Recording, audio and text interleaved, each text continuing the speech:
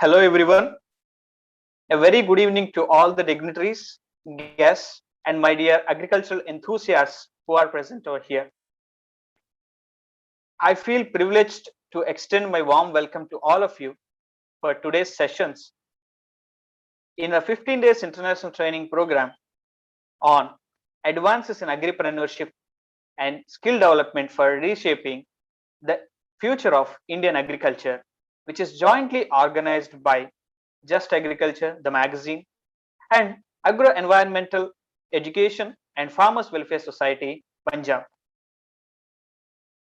I am profusely overjoyed to take the opportunity to introduce our guest speaker of the session. In fact, he is an inspiration for the younger generations. He holds a PhD from Indian Agricultural Research Institute. He has also worked as visiting scientist at University of Wisconsin, USA, and QDPI, Australia. I think all of you are feeling curious to know about him. His scientific contributions and research were focused on developing insect-resistant varieties, usage of transgenic crops for pest management, and biosafety of genetically modified organisms, climate change effects on agriculture, and also sustainable crop production for food security. These contributions have not only helped to reduce the huge losses due to insect pests, but also curtailed the pesticide use for sustainable crop production and food security. Today's guest, our speaker, was conferred with numerous awards such as CGIAR Excellence Award, International Plant Protection Award for Distinction, King Baudouin Award 2002, and Doreen Maschler Award, Millennium ICRISAT Science Award, Hari-Om Trust Award, Professor T.N. Ananthakrishnan Award, Lal Bahadur Shastri Memorial Gold Medal, Professor G.C. Shukla Gold Medal, a Lifetime Achievement Award, and so on. He has more than 700 scientific publications to his credit, out of which more than 289 research papers have been listed in the Thomson Citation Index and HI Index of 42 and IH10 Index of 172. These are all like many greatest achievements. He has guided 25 PhDs and also made contributions to the biosafety of genetically modified plants, and he has elucidated the mechanisms of resistance to insects and its inheritance. He endeavors to pursue excellence in education and science for food security and conservation of the environment. He is none other than former Vice Chancellor of Dr. Y.S. Parmar University of Horticulture and Forestry and Principal Scientist at ICRISAT India, Shri Dr. H.C. Sharma sir. We are honored to have you, sir. Before welcoming our guest, I would like to add a note that zero hunger is one of the 17 sustainable developmental goals listed by United Nations. Ensuring food security by enhancing the crop productivity would lead to zero hunger in the world. Hence, there is a need of biotechnological approaches along with the modified agriculture systems to reach the current goals. How an alternative farming systems are employed for food security? I think all of you are curious to learn insights on this topic. So, without any delay, now I request our distinguished guest speaker, Dr. H.C. Sharma sir, to address and enlighten the gathering. Welcome, sir. Welcome on stage. Thank you. Thank you. Thank you, Just Agriculture. Of course, that I mean everybody involved in this noble effort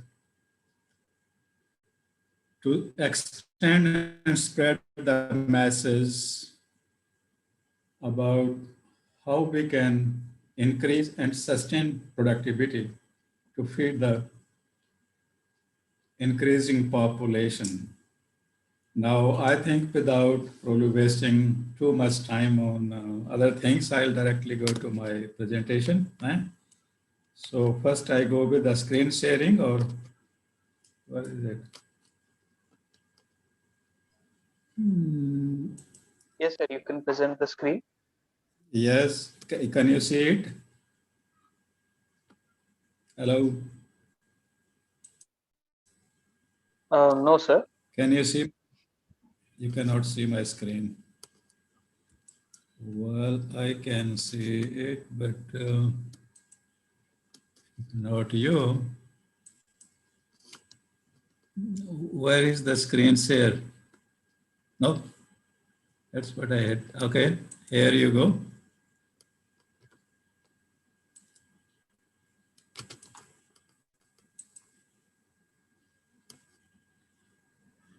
You can see it now. Yes, sir. It is started. It started. Okay.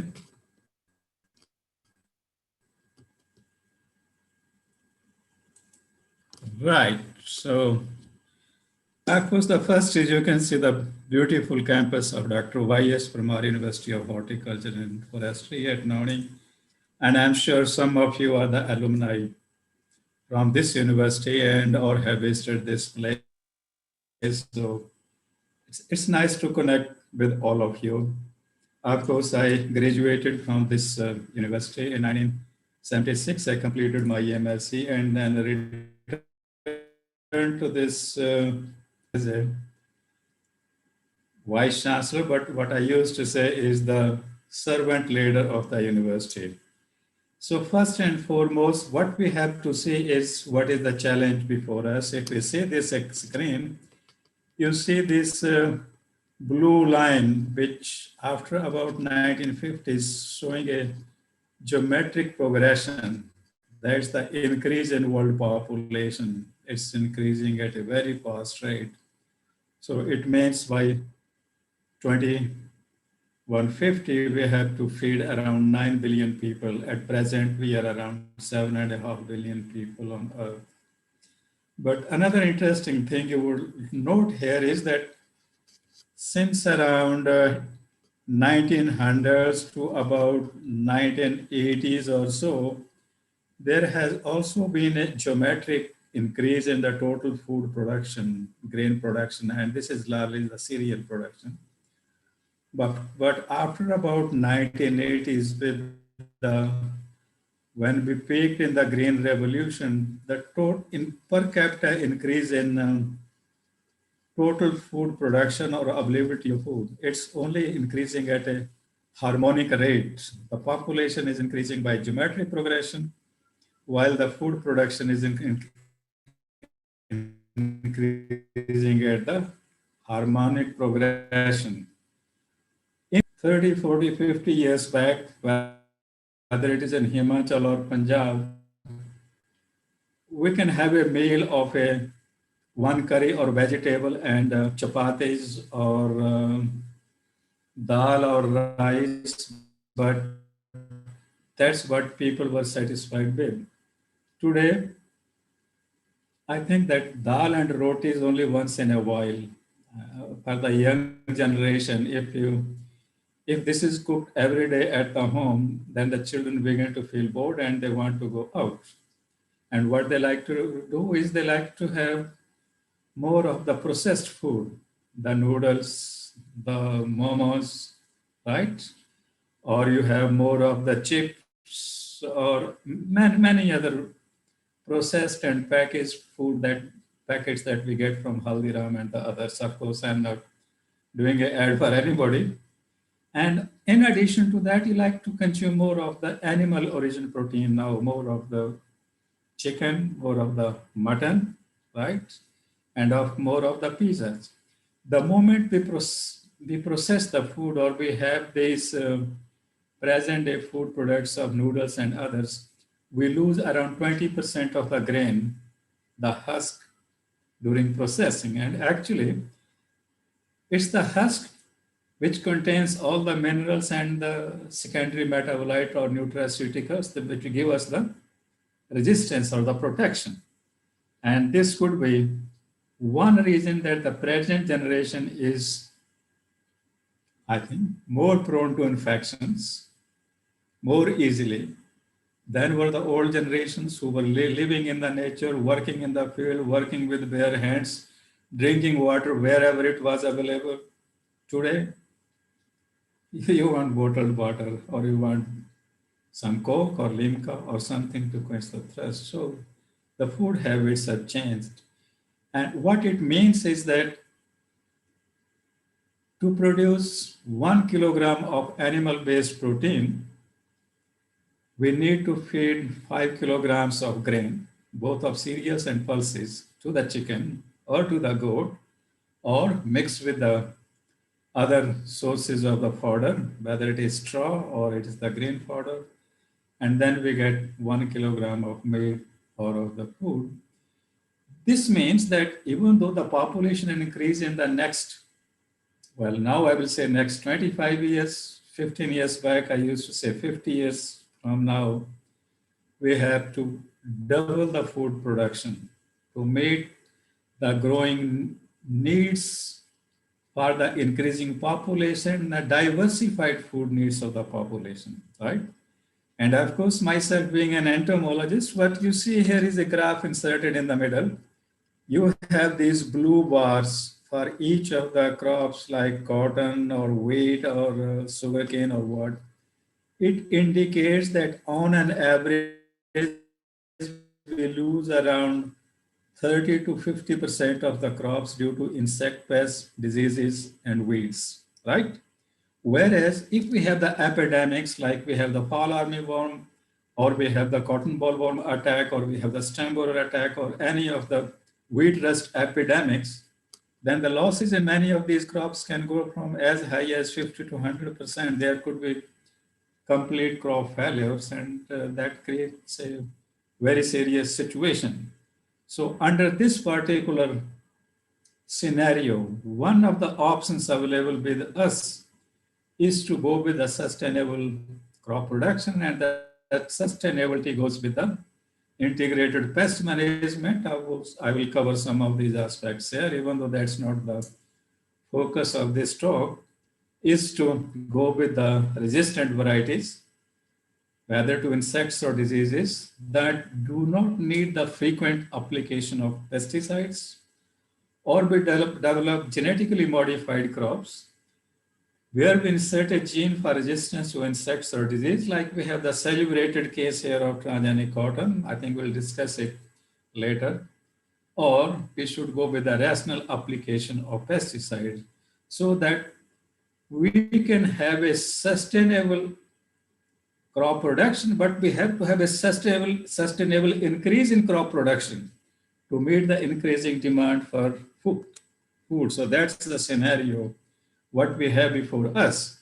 Now, what we see here is we have a celebrated green revolution.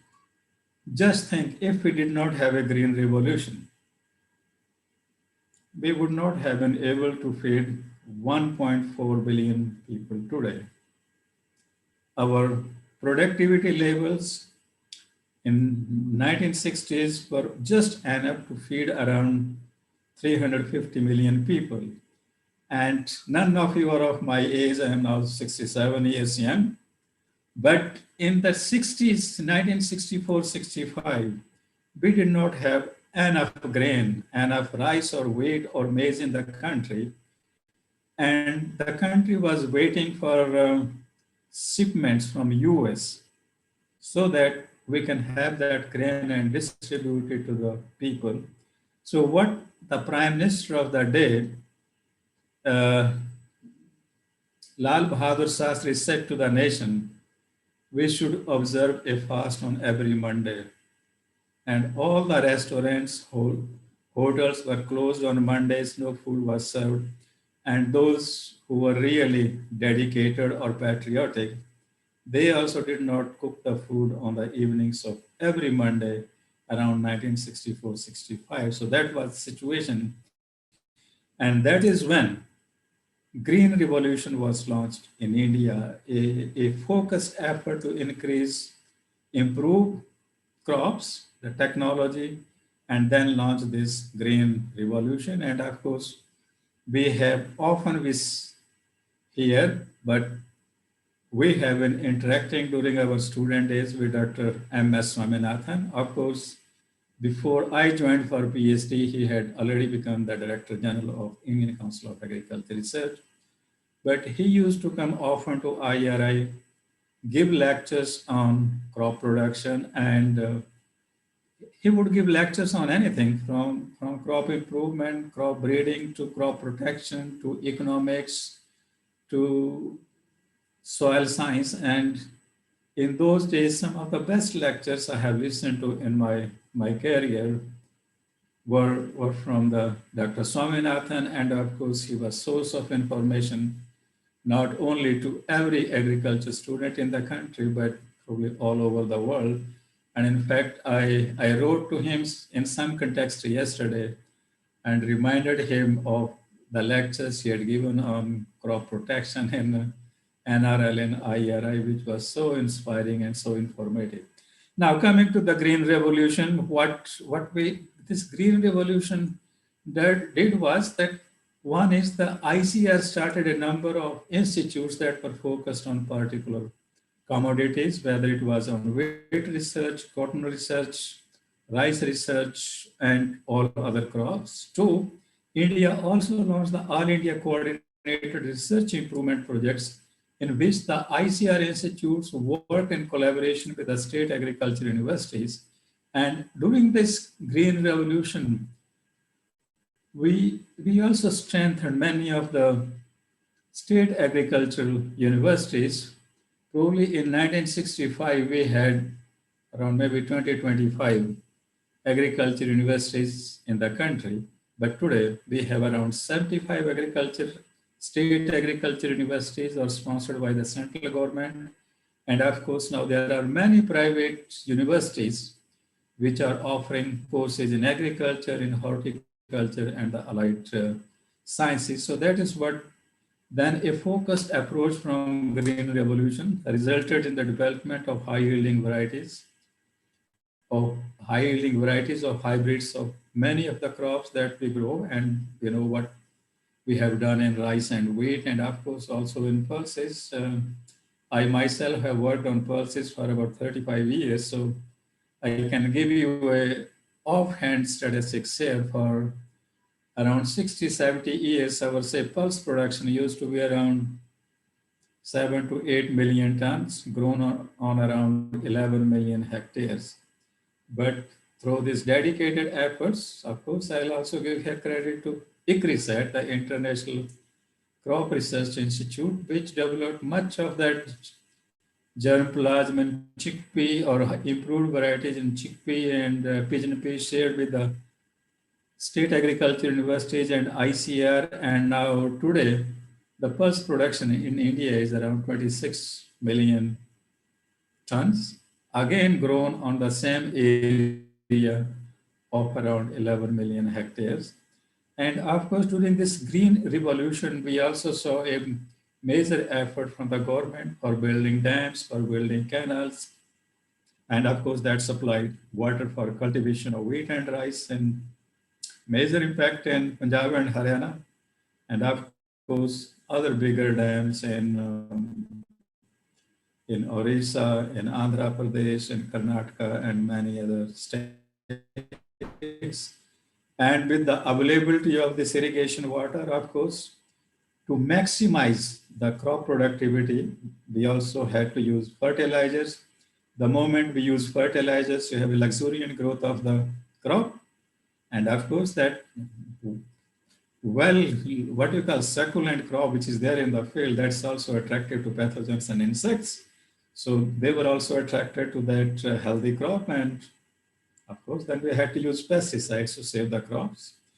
Now, during this green revolution, we also saw the greater use of mechanization.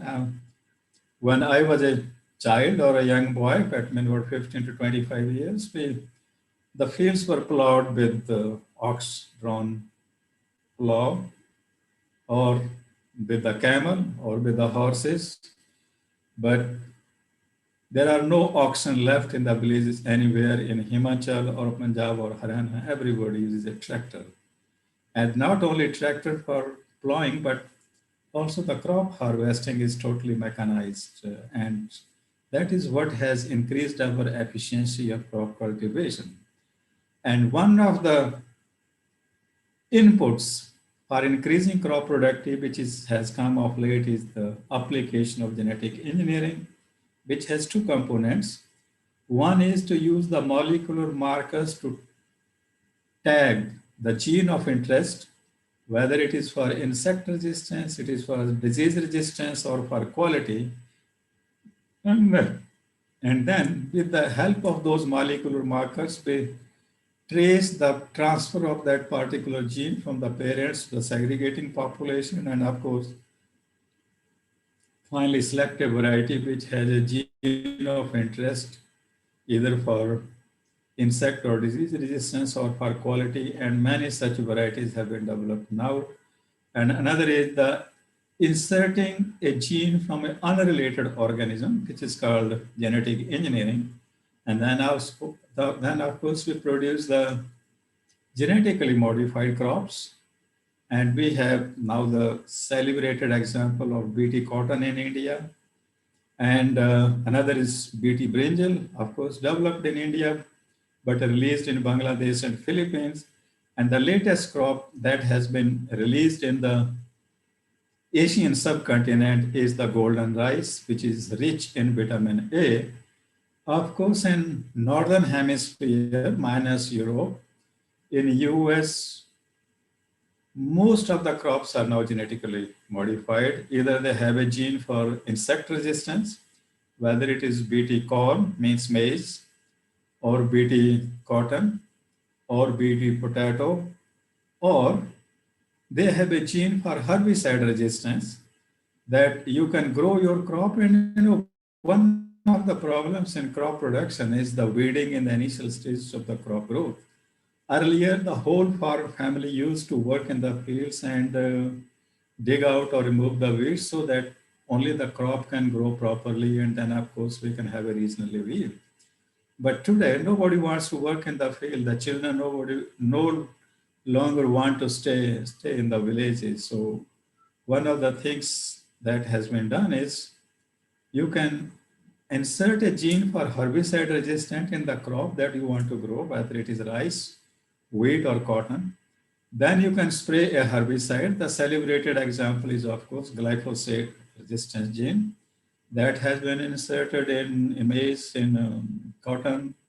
It's in rice as well, in potato, in rape and mustard. You can plant these crops in the field and you can spray glyphosate. Since these herbicide resistant crops, they are not susceptible to the herbicide. So you apply the herbicide and you can remove the weeds. So that has also given a tremendous advantage in cultivation. So that's what it's all about. What are the ingredients in the crop production? Now, one of the things that we had done, around three years back, everybody in the country was working on strategies for doubling farmers' income by 2022. Thousands of meetings were held. Each of the states had the committees, and they developed the strategies for increasing the farmers' income. And of course, first thing we did is, what's that we can do? So a few examples here. If you see here, for example, at wheat, we can have a potential yield of around, I'll say here, 60 quintals. There is, I think, point missing here. But the farmers' average yields are only around 22 quintals. But farmers on an average all over the country can harvest around 40 quintals or 4 tons. So there is a yield gap of around 18 quintals, 80 tons, which we still have, we can bridge. Another example, for example, will take care of legumes, where you can attain about 20 quintals of yield. Potential is around 20. In fact, it's about 5 tons.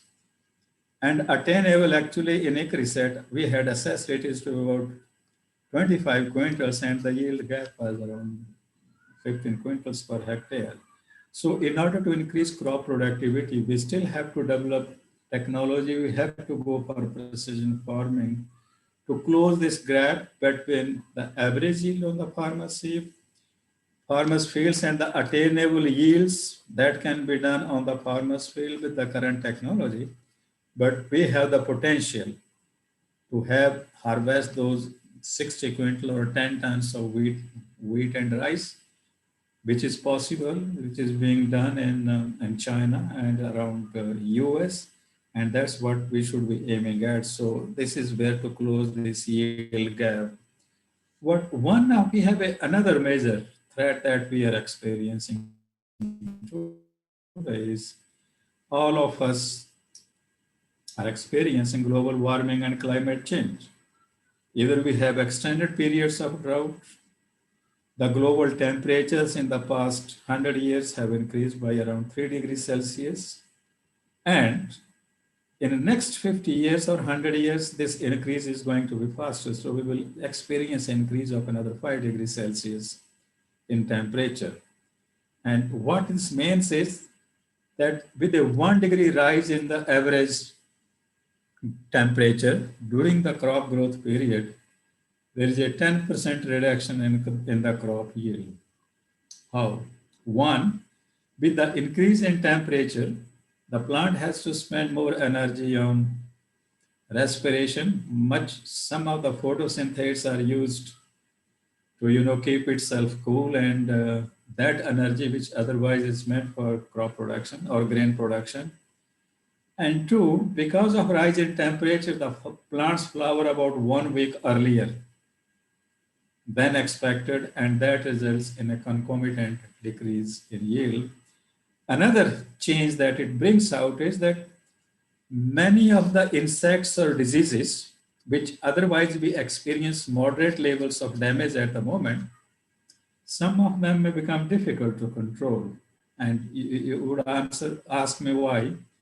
Because the natural enemies of these crop pests, which are largely very minuscule or small-sized hymenopteran insects, they are more sensitive to increases in temperature and to dry weather. And under such conditions, when these natural enemies population will decline, the population of the pest will increase.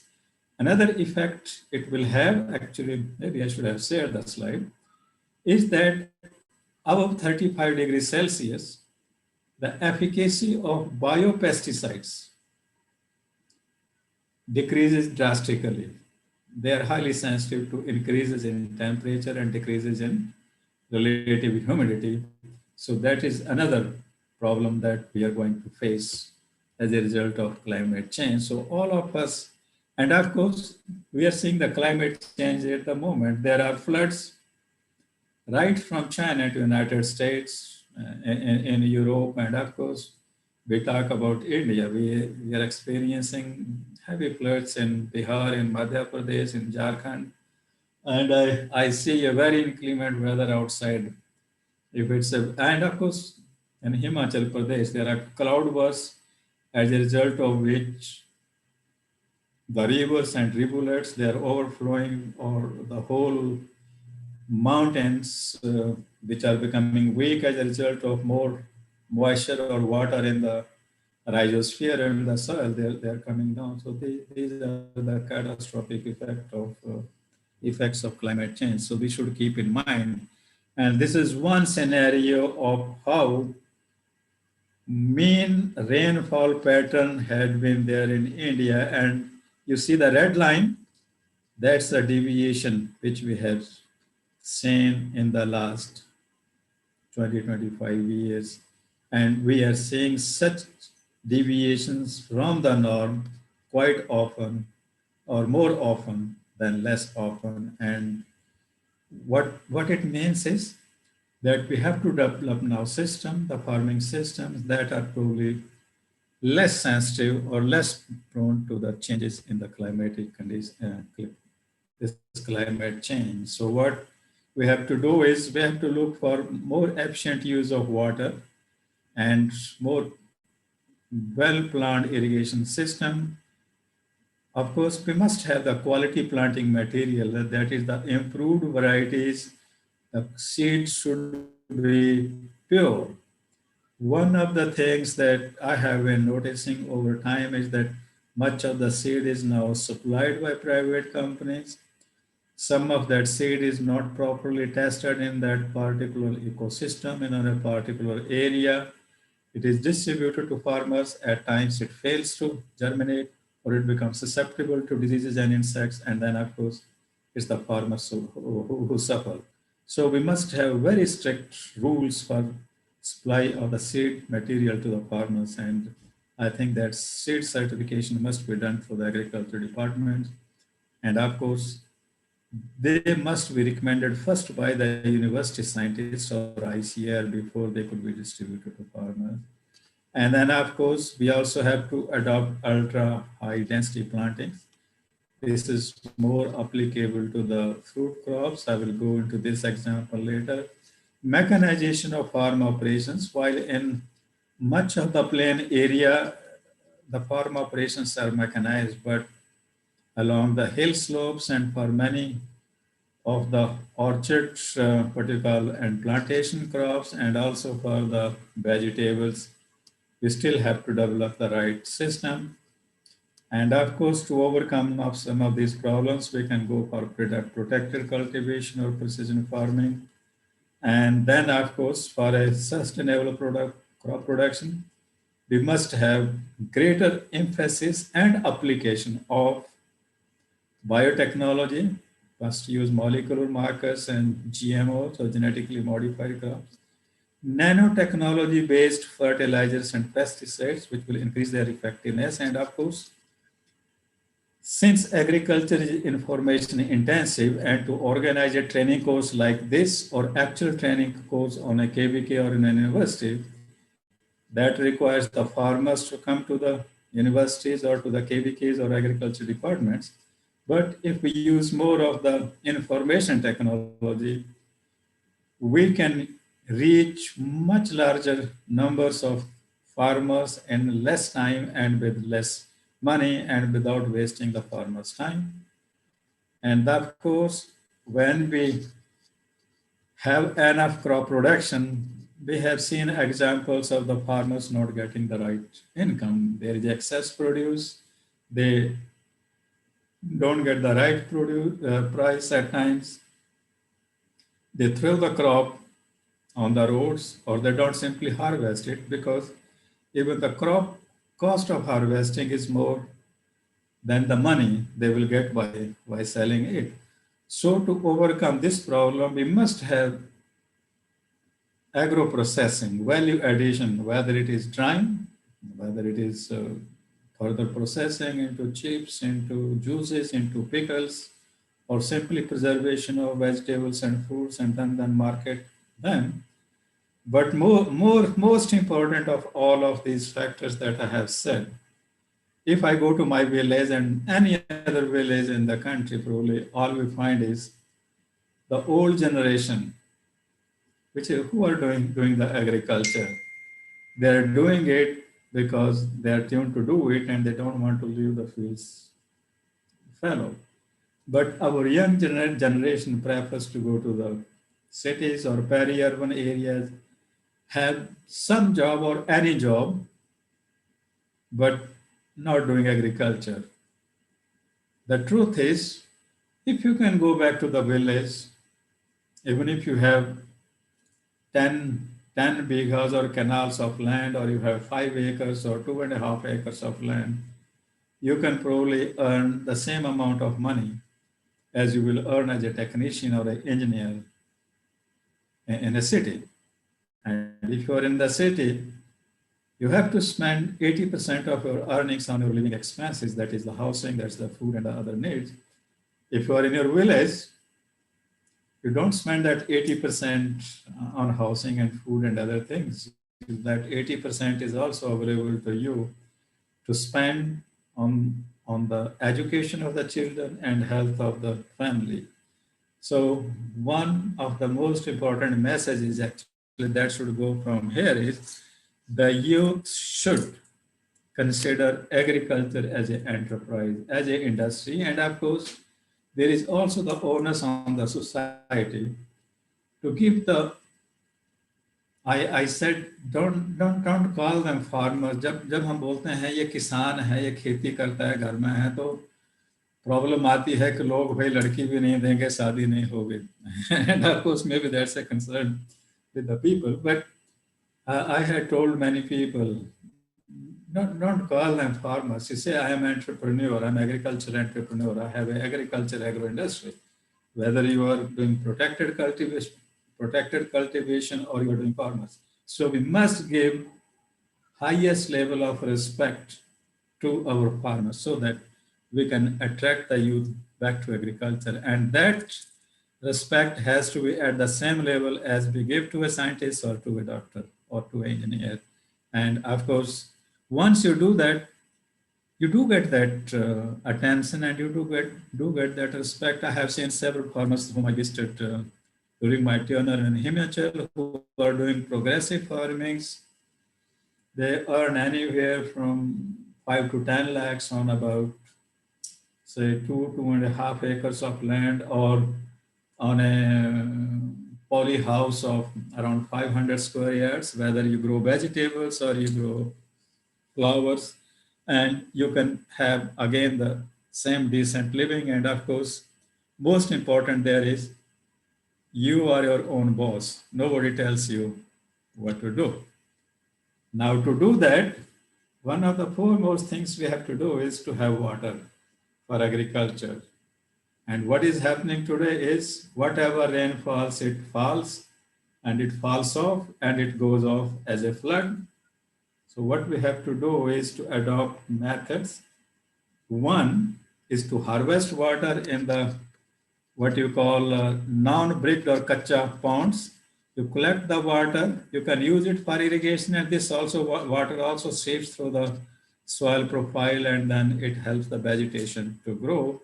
Or you can harvest this water into a pond, which can be made from CC, cement, or you can have a polythene lined pond. And if you collect around about 2.5 liters of water, you can easily have precision cultivation or a polyhouse cultivation like the one in the back over here, and earn the same amount of money.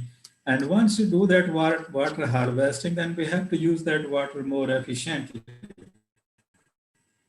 not the flood irrigation. And in fact, one of the messages I will give here is that at the moment, plenty of water is coming into Punjab and Haryana or even Western Uttar Pradesh and other parts from the rivers that are coming from the Himalayas. But note it, the glaciers are receding or contracting by about 1.5 meter every year because of the global warming. In next 25 years, we will only have half as much water in our rivers as it is flowing today. So one of the things for us to do is to learn to use this water more efficiently. Either we use drip irrigation or we use a combination of drip irrigation plus mulching. This mulching could be of polythene, or this could also be only of a straw. That is what used to be done earlier. So this drip irrigation or drip irrigation plus mulching, it decreases water use by 30%. And it increases crop yield by another 25% because there is no nutrient loss from the soil profile.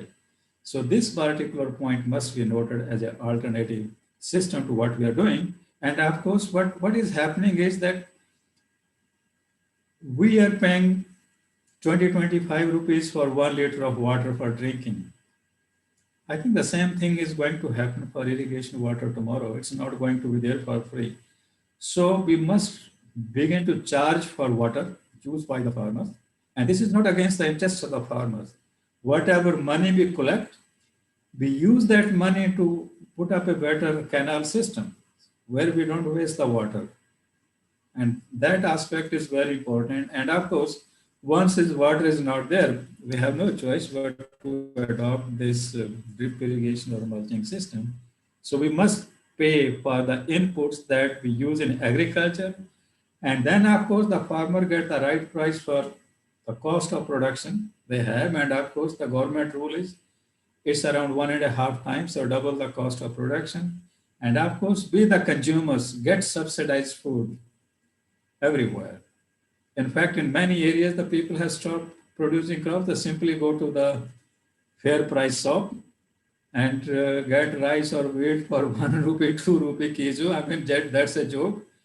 We must learn to pay for the food that we consume. Only then we will know its value, and only then खाना जो हम खाते हैं उसे हमें एक भगवान का अमृत समझ के ग्रहण करना चाहिए. So we must pay the right price and we must not waste the food, and that's what is happening in many of the high-end restaurants and hotels. I think there is a 40% loss of food in our eateries, and around 40% of the crop is lost between harvest and marketing because of the spoilage or many other problems. So these are the focus areas that the future generation, the researchers, the marketeers, the trainees and the farmers, we must focus that, look, everything has a cost. If we misuse anything today,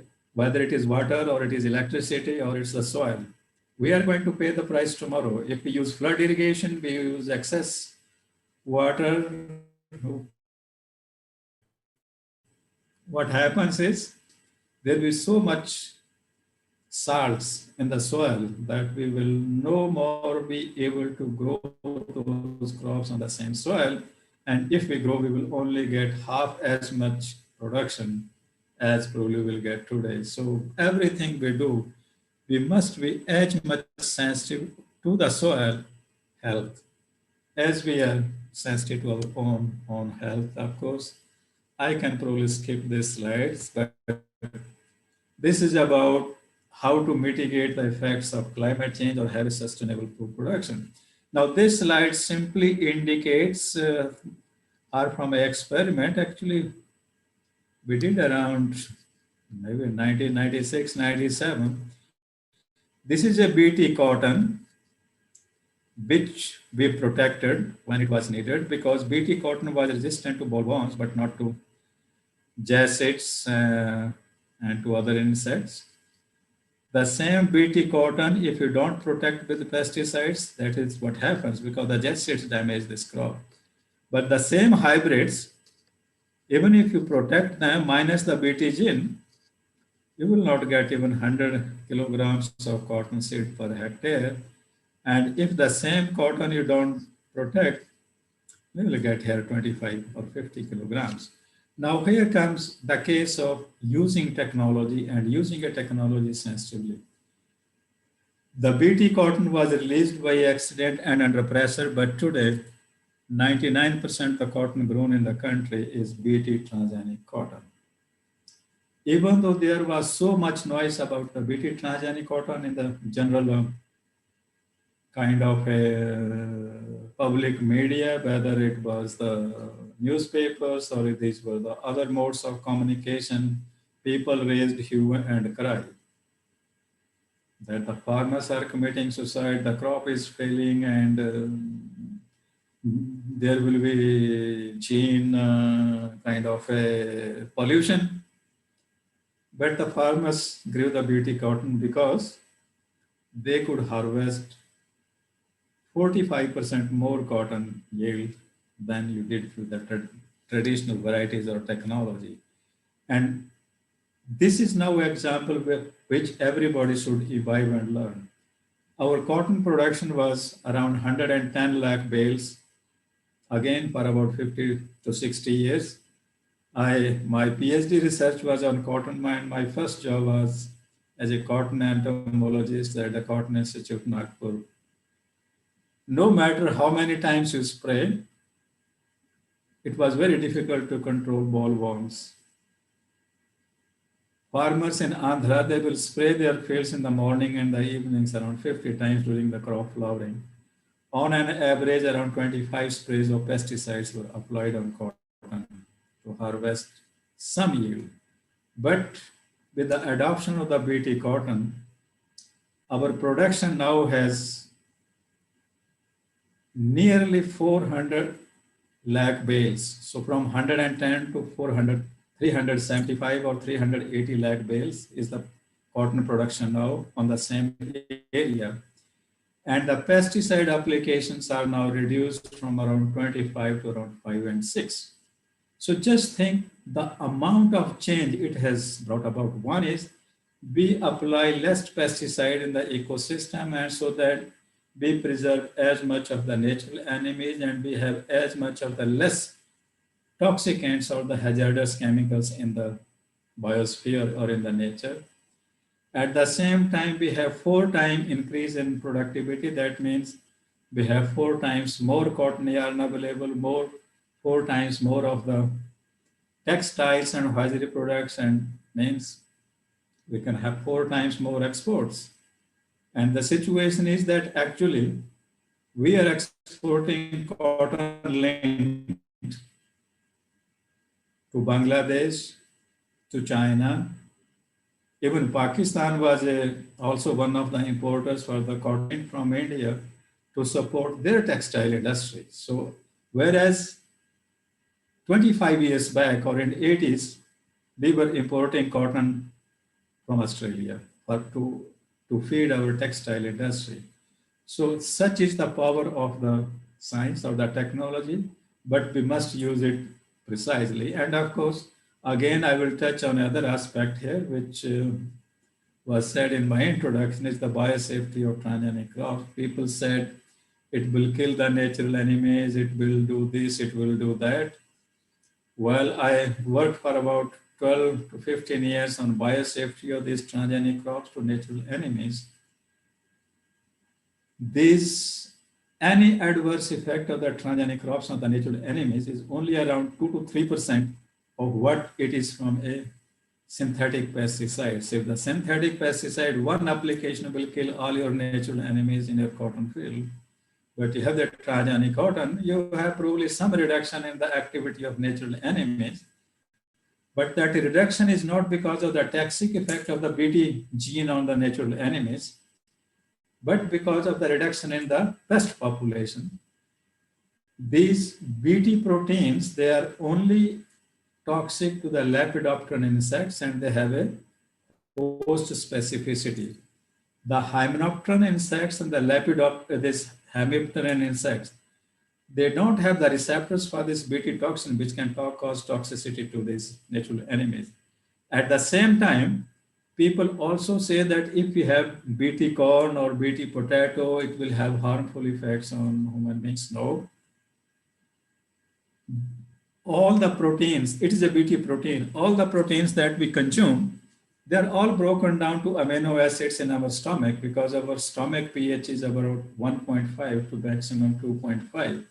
Whereas the pH of the insects is around 8.5, where that Bt production is broken down to a protoxin is broken down to a toxin and a 30 kDa peptide, and it is that toxin which binds to a receptor.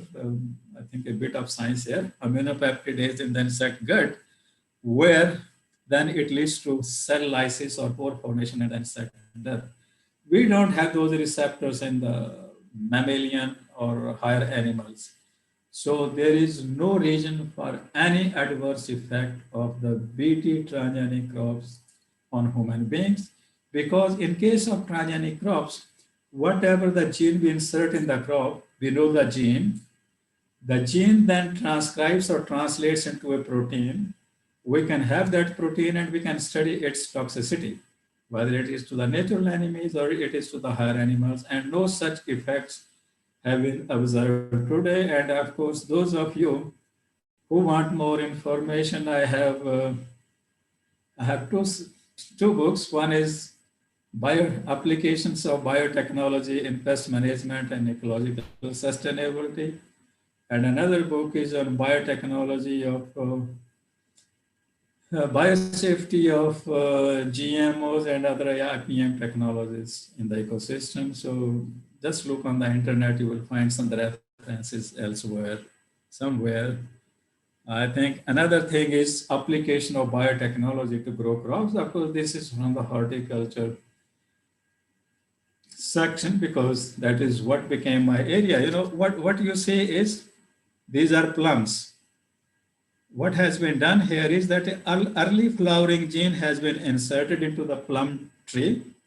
where the plum tree, instead of giving fruits in 5 to 7 years, those plants, they flower under the greenhouse in about 2 years.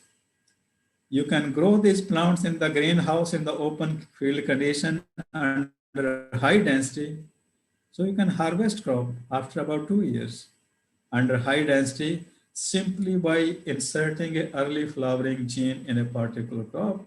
And such things can be done for any of the food crops. And of course, here is an example for removing a gene for the cell formation in plum.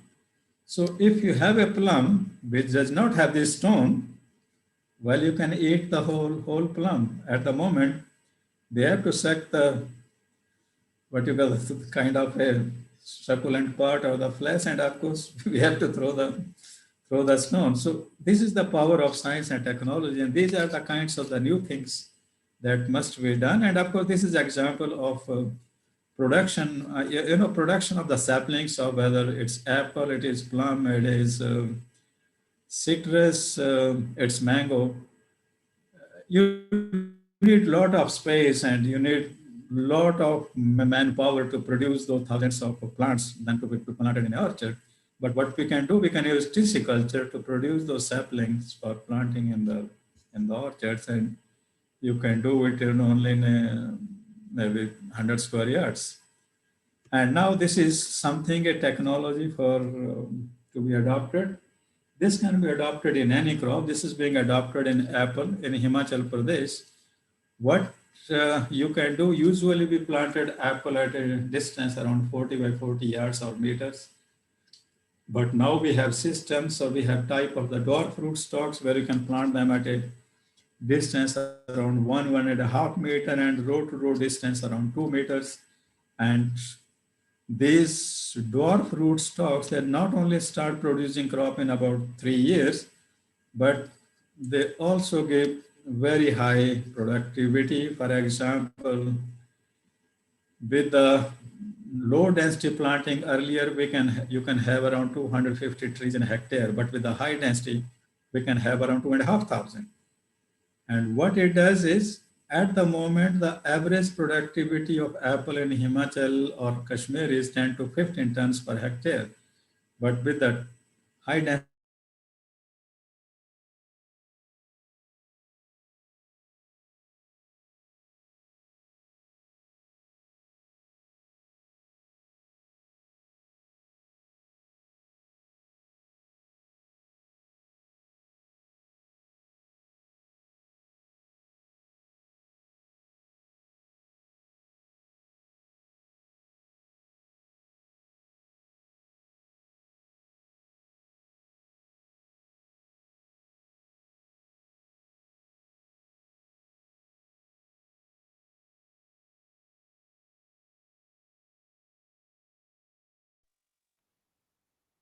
Sir, excuse me. You're in mute. Please unmute yourself, sir.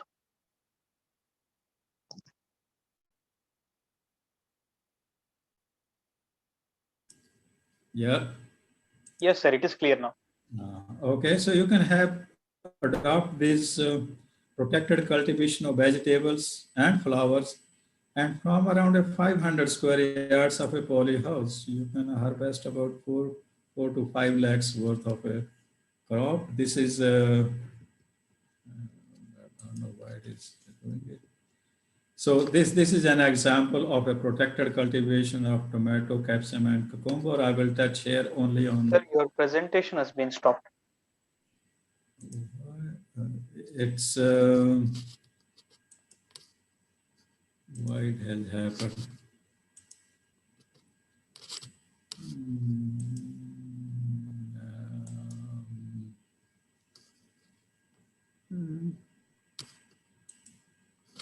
You cannot say it anymore? No, sir, not yet. No, I have to end the show and then share it again. You can just minimize it. Can you see it? No, sir. Yes. Now I don't see the share button on my screen here. Not not sure.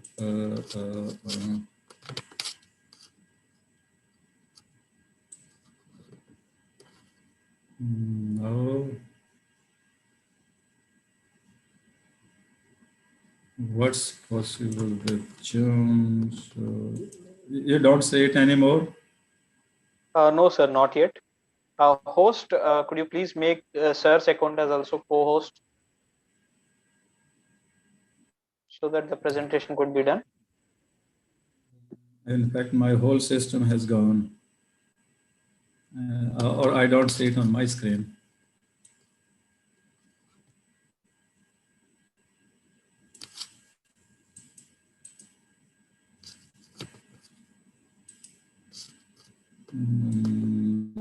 Maybe I have to log in again or what? You just need to minimize it, sir, and you can present it again. Okay. You can minimize the Zoom session and you can open the presentation. Okay. Well, it's opened, but Need to share screen. I don't see. Okay.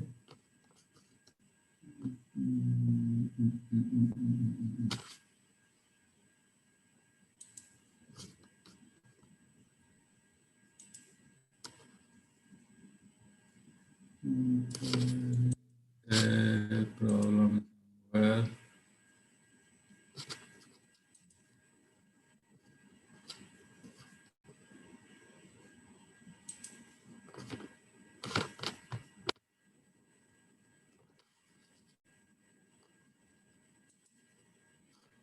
Sorry, if the slides are very less, then you can continue this way, no issue, sir. yeah, okay. There are only about 7 to 8 minutes left. So what we can do is now we have talked about high density planting. We have talked about protected cultivation of vegetables and flowers. Another thing, of course, farmers can do is to go for agroforestry. That was, of course, more applicable in case of Himachal Pradesh, that or what you call mixed cropping again in apple orchards or even in mango orchards. You can grow pulses, you can grow other crops to maximize productivity. And of course, another area which is left is what we talked about is the 25 to 30 or 35% of the crop is lost between harvest and marketing because of the post-harvest losses because of Excuse me. disease I or think pests. now you can share your screen. I think you will be Yeah, having a share button over there. yeah. Okay, you can see. Yes, yes, sir. Now it is started. Yes, sir. Yes. Please Now make the it's presentation view, sir. so another is about the managed cultivation. What is about the another important aspect is the pollination in the vegetables and crops, and of course this is important both for polyhouses and in the orchards that use the honeybees. By using the pollinators both in honeybees and in the orchards, you can increase the crop productivity about 25%. Another is to adopt another high value crops like mushroom cultivation, even apiculture. And of course, this is a slide about agroforestry, where you can grow trees and you can grow turmeric or you can grow medicinal plants or you can grow mustard in those crops to increase the farmers' income. And this is about processing. Lot of fruits and vegetables are wasted even in the villages and in many areas because either you can not market it immediately or this is not of good quality where the buyers will buy it. The simplest thing that can be done is to dry any fruit or any of the vegetables, right from mustard, saag to any of the vegetables from bhindi to brinjal to any of the fruits. And what you can do is you can dry them in these solar dryers. These were developed at the university. These designs are available at YSPUHF Nauni, where you don't even need the electricity connection, and small amounts of vegetables and fruits can be dried here, and bigger units can be installed in each of the panchayats where excess production can be dried. And one of not only at the small scale, it should be adopted on a larger scale for vegetables and fruits, because when you dry these vegetables and fruits, these have about 80 to 85% water. And one of the problems in marketing of fruits and vegetables is that you have to transport huge volumes over long distances. If you simply adopt drying, packaging, and then marketing, you reduce the volumes by 80%. The vegetables and fruits, their shelf life is only 1 week. Once you dry and pack it, you can increase the shelf life from 6 months to 1 year, and people will be happy to buy them in the supermarkets or anywhere. And these will also not be prone to infection by mycotoxin causing fungi like aspergillus or other bacteria. So I think this needs to be given greater thought, that we have a food processing. Of course, in addition to this, you can go for making tomato sauce, you can go for making chips, whether of fruits or of anything. And of course, we need also to focus equally on dairy farming, whether it's cow buffaloes or with the goats and pigs. I think that's where also, because the land holdings are decreasing. So for the young entrepreneurs who want to have a lot of money, that lot of money on a small area you can have either through the precision farming or protected cultivation, or from the diversified crop livestock systems, and of course greater use of digital system to get the information to the farmers, and of course the problems back from farmers to the agriculture experts to give them the right advice, and of course what we need in future. And that's where the thinking has gone during these discussions on doubling farmers' income. One is the consolidation of land holdings. There are a lot of fragmentation. And then since the size of farm in each of the farmers' place is getting smaller and smaller, for us to have a large scale mechanization, have quality produce and then marketing, we have to adopt cooperative or contract farming. That's an urgent need of the hour, which probably some people probably are not supporting, but they're actually doing it in one way or the other. And we must have minimum support price for everything that the farmers produce. Only if they have price safety net, only then they will be willing to produce the crops that the consumers need. And of course, this can only come through the contract farming with the buyback mechanism to reduce the on-farm losses or distress sales by the farmer. If actually these two issues are very important, and of course, we must have farm mechanization and of course crop insurance there, but that crop insurance should be real. It should not be just notional. Just to share some of my glimpses from the YSPUHF Nauni, and of course this was my research team at ICRISAT. My thanks to all of them or everybody with whom I have been associated over the past 45 years for whatever we could learn, and of course then share with our fellow beings in the country. So I think I finished 1 hour. So ladies and gentlemen, thank you for a patient hearing. In case you have any queries, you can get back to me through email or WhatsApp or any other modes of communication that we have. So thank you very much, and was happy to share my views. If they are contrary to some people's thinking, I think I stand with what I said because I am convinced of what I said. Okay, sir. Thank you so much, sir. तो मैं ये words बोलना चाहता हूँ कि जो खाना हम खाते हैं वो भगवान के प्रसाद जैसे खाना है. Literally, you said it like any other thing. Like it's a very insightful talk, sir. Because and one more thing, the major insight I've got from your talk is like attracting youth back to agriculture. Literally, you said it in a great way.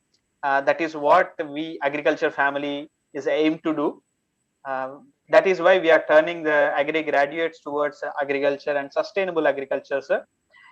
Sir, I've got like we got many insights. Like you talked about green revolution, applications of genetic engineering, and also major technological interventions that were used for sustainable agriculture. Very great to have you, sir. Sir, with your permission, shall we take some questions for asked by our audience? Yeah, go ahead if you have time. I'll be Yes, happy to. just 5 to 10 minutes, sir. I will give all the right answers. Yes. Sajal Sharma is asking that is biofortification a way to handle the food security? Yes, it can be done two ways. One is through genetic engineering. We insert, say, vitamin A producing gene in rice. And in Iihr said we were trying to produce methionine and tryptophan rich legumes or pigeon pea because they are deficient in it. Similarly, we can have also protein rich potatoes. This is one way. Other is through the conventional selection and breeding. If you look in the germplasm, there is a Gates funded project in India and at ICRISAT and many other countries where we are selecting for high iron and zinc rich varieties of jowar, bajra, sorghum and pearl millet, of wheat and maize. That's the focus of that project. So we can do it with the conventional approaches through the genetic engineering. And of course, we can simply fortify the foods, the processed foods. In noodles, you can add a bit of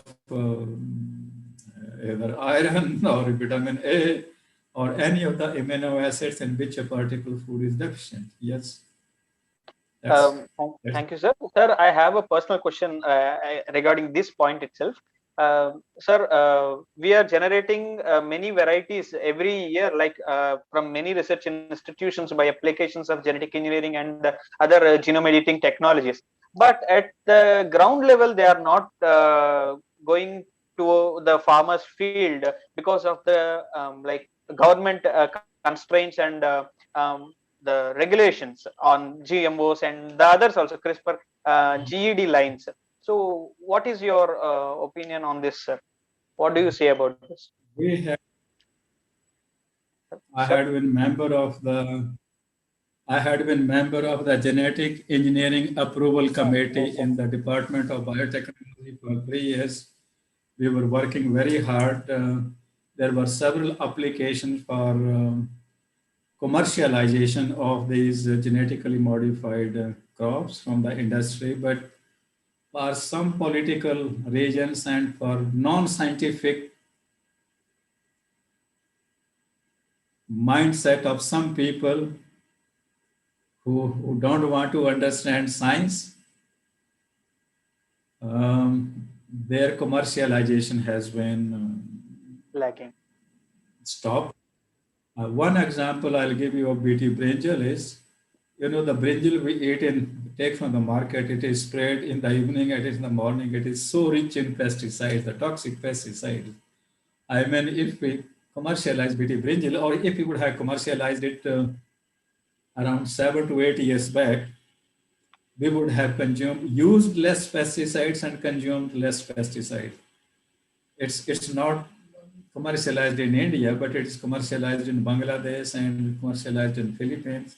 Similarly, last month, golden rice was commercialized in Philippines.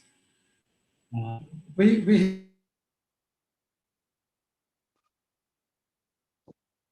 Culture University and Iihr. We have developed BT transgenic chickpea, which is resistant to the pod borer. If we want to harvest a good crop of chickpea, dal that we eat, we spray 6 to 7 times. But if we cultivate that BT transgenic chickpea, which was developed in collaboration between Australia and India, and those events were given to the many ICR institutes and also to Mahiko seed company, where they transferred these genes into the commercial varieties. Those materials are ready. they're ready to move on to the farmers' fields. It is the government which have to believe the scientists, and scientific decisions must be taken by scientists. That is what I had told the earlier Minister of Environmental Science. Forgetting his name, he was from Andhra. I talked many times, and presently, of course, I talked to the Okay, sir. Pawan Kumar is asking that fall army worm has ruined their maize crop, though they have applied pesticides. So, what could be done? I think we have BT corn, which is resistant to fall armyworm. The applications were already approved there by RCGM and EBT, but final approval is given by GEAC, the Genetic Engineering Approval Committee in the Ministry of Environment. So if they simply give that clearance, we can grow without the need to having any need to use pesticides, because it is serious only at the seedling stage. Later on, even if it's around 20-25% of the. Sir, Miss Anjali is asking that bollworm has got resistance to BT cotton. So, what could we do? All armyworm have no resistance to cotton. Bollworm. Now we are deploying cotton with two BT genes or three BT genes, two BT genes and a BT that is vegetative insecticide, that is the gene from. So the moment one gene fails, we can deploy another gene to treat the pest. This is part of the evolutionary process.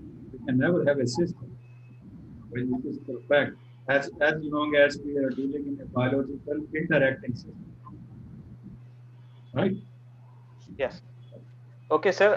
Thank you, Dr. H.C. Sharma, sir. Thank you for the most insightful talk on alternative farming systems for ensuring food security.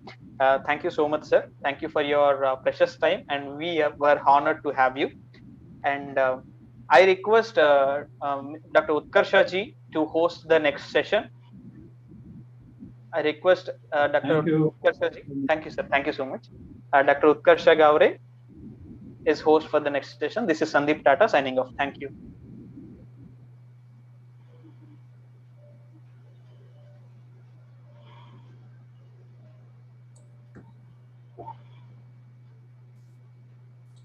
Thank you, Sandeep sir. A very good evening to all.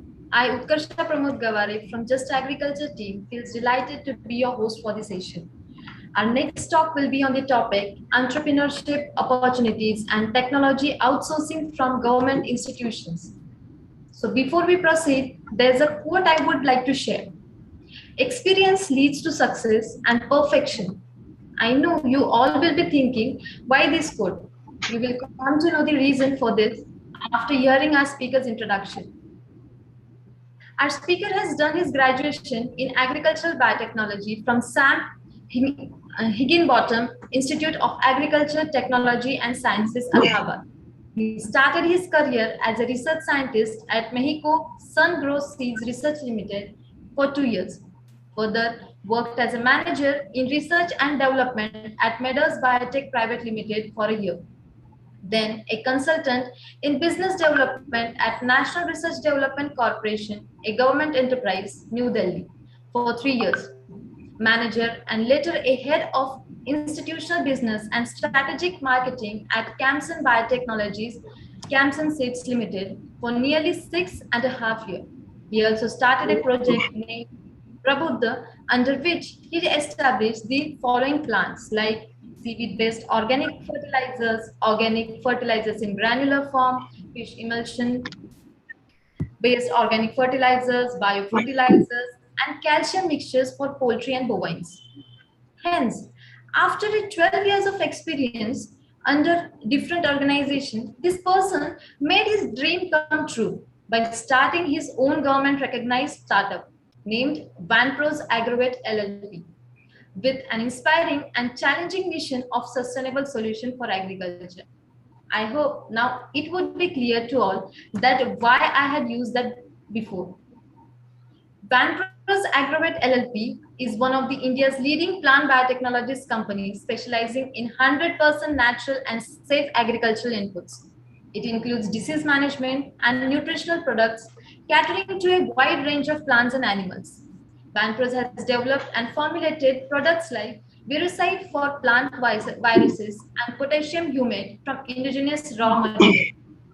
For his contribution in agriculture, he has been honored with Krishi Bhushan Award by Krishi Manthan, NABARD in 2017 as well as in 2018 too.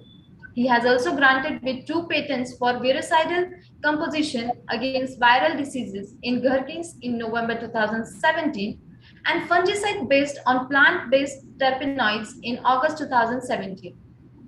I now welcome this inspirational personality, Mr. Prabhuta Mishra, founder and CEO of Vanproz Agrovet LLP, for illuminating us. Please, sir. Yeah. Thank you, Krishna. You were given a brief profile for. So I think I don't need to explain myself to audience. So I will not take too much time. I will go to my journey. So how we started Vanproz and how we are doing this innovation. Just give me a brief about Vanproz. We are based in Bangalore, and we are having a manufacturing setup of agri inputs and veterinary products. And we started Vanproz in 2017. So just want to share with you all like how we started Vanproz and this journey. So I will go back like 10 years back when I joined Mexico as scientist. So there I was in BT brinjal research project.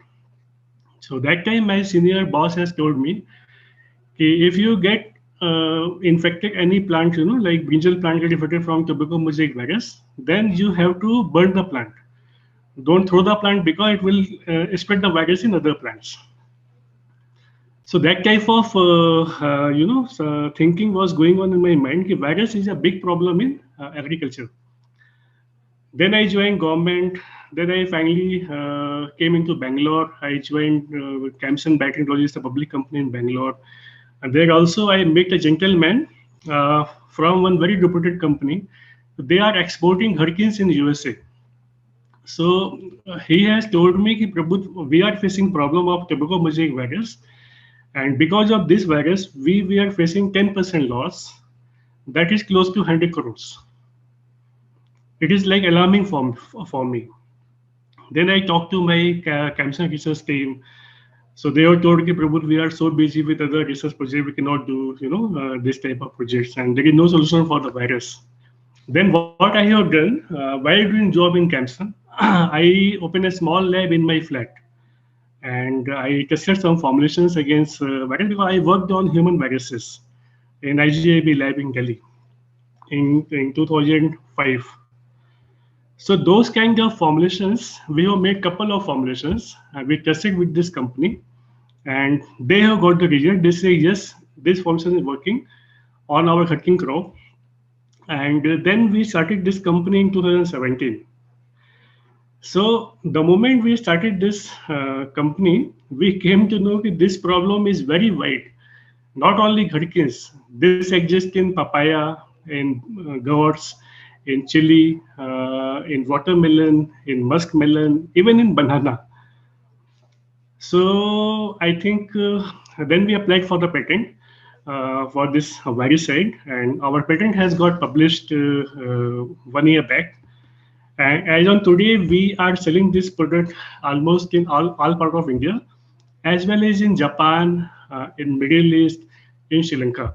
So I will request my host to show a video of this product. So all you will know about our journey for this product, how we have developed this product. So can we have a video, please?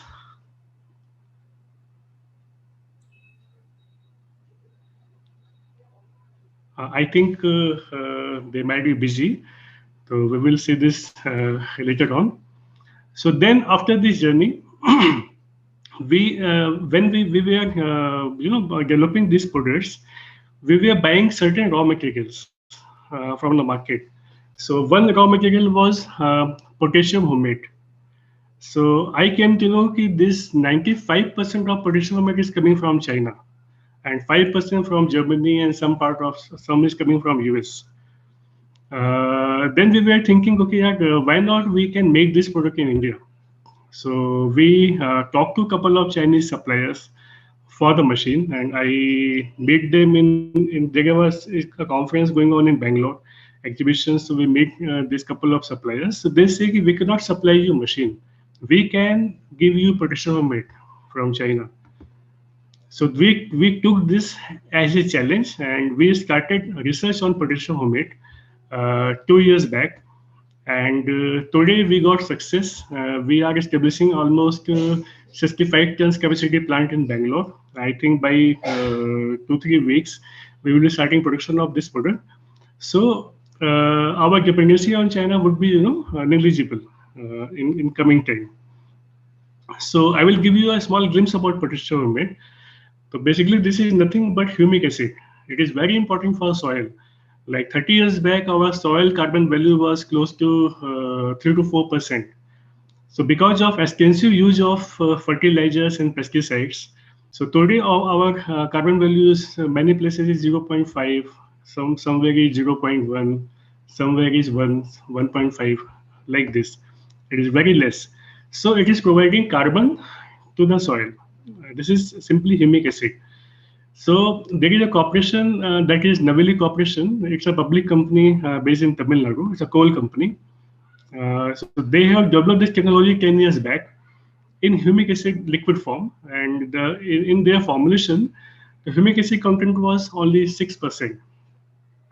So they have given this technology to National Research Development Corporation. Then NRDC has given this technology to, yeah, I think we can just see a video. Now it is coming. Please have a look in this video. Then I will continue.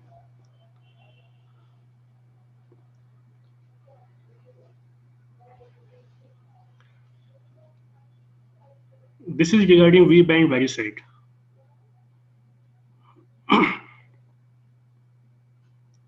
I think sound is not coming.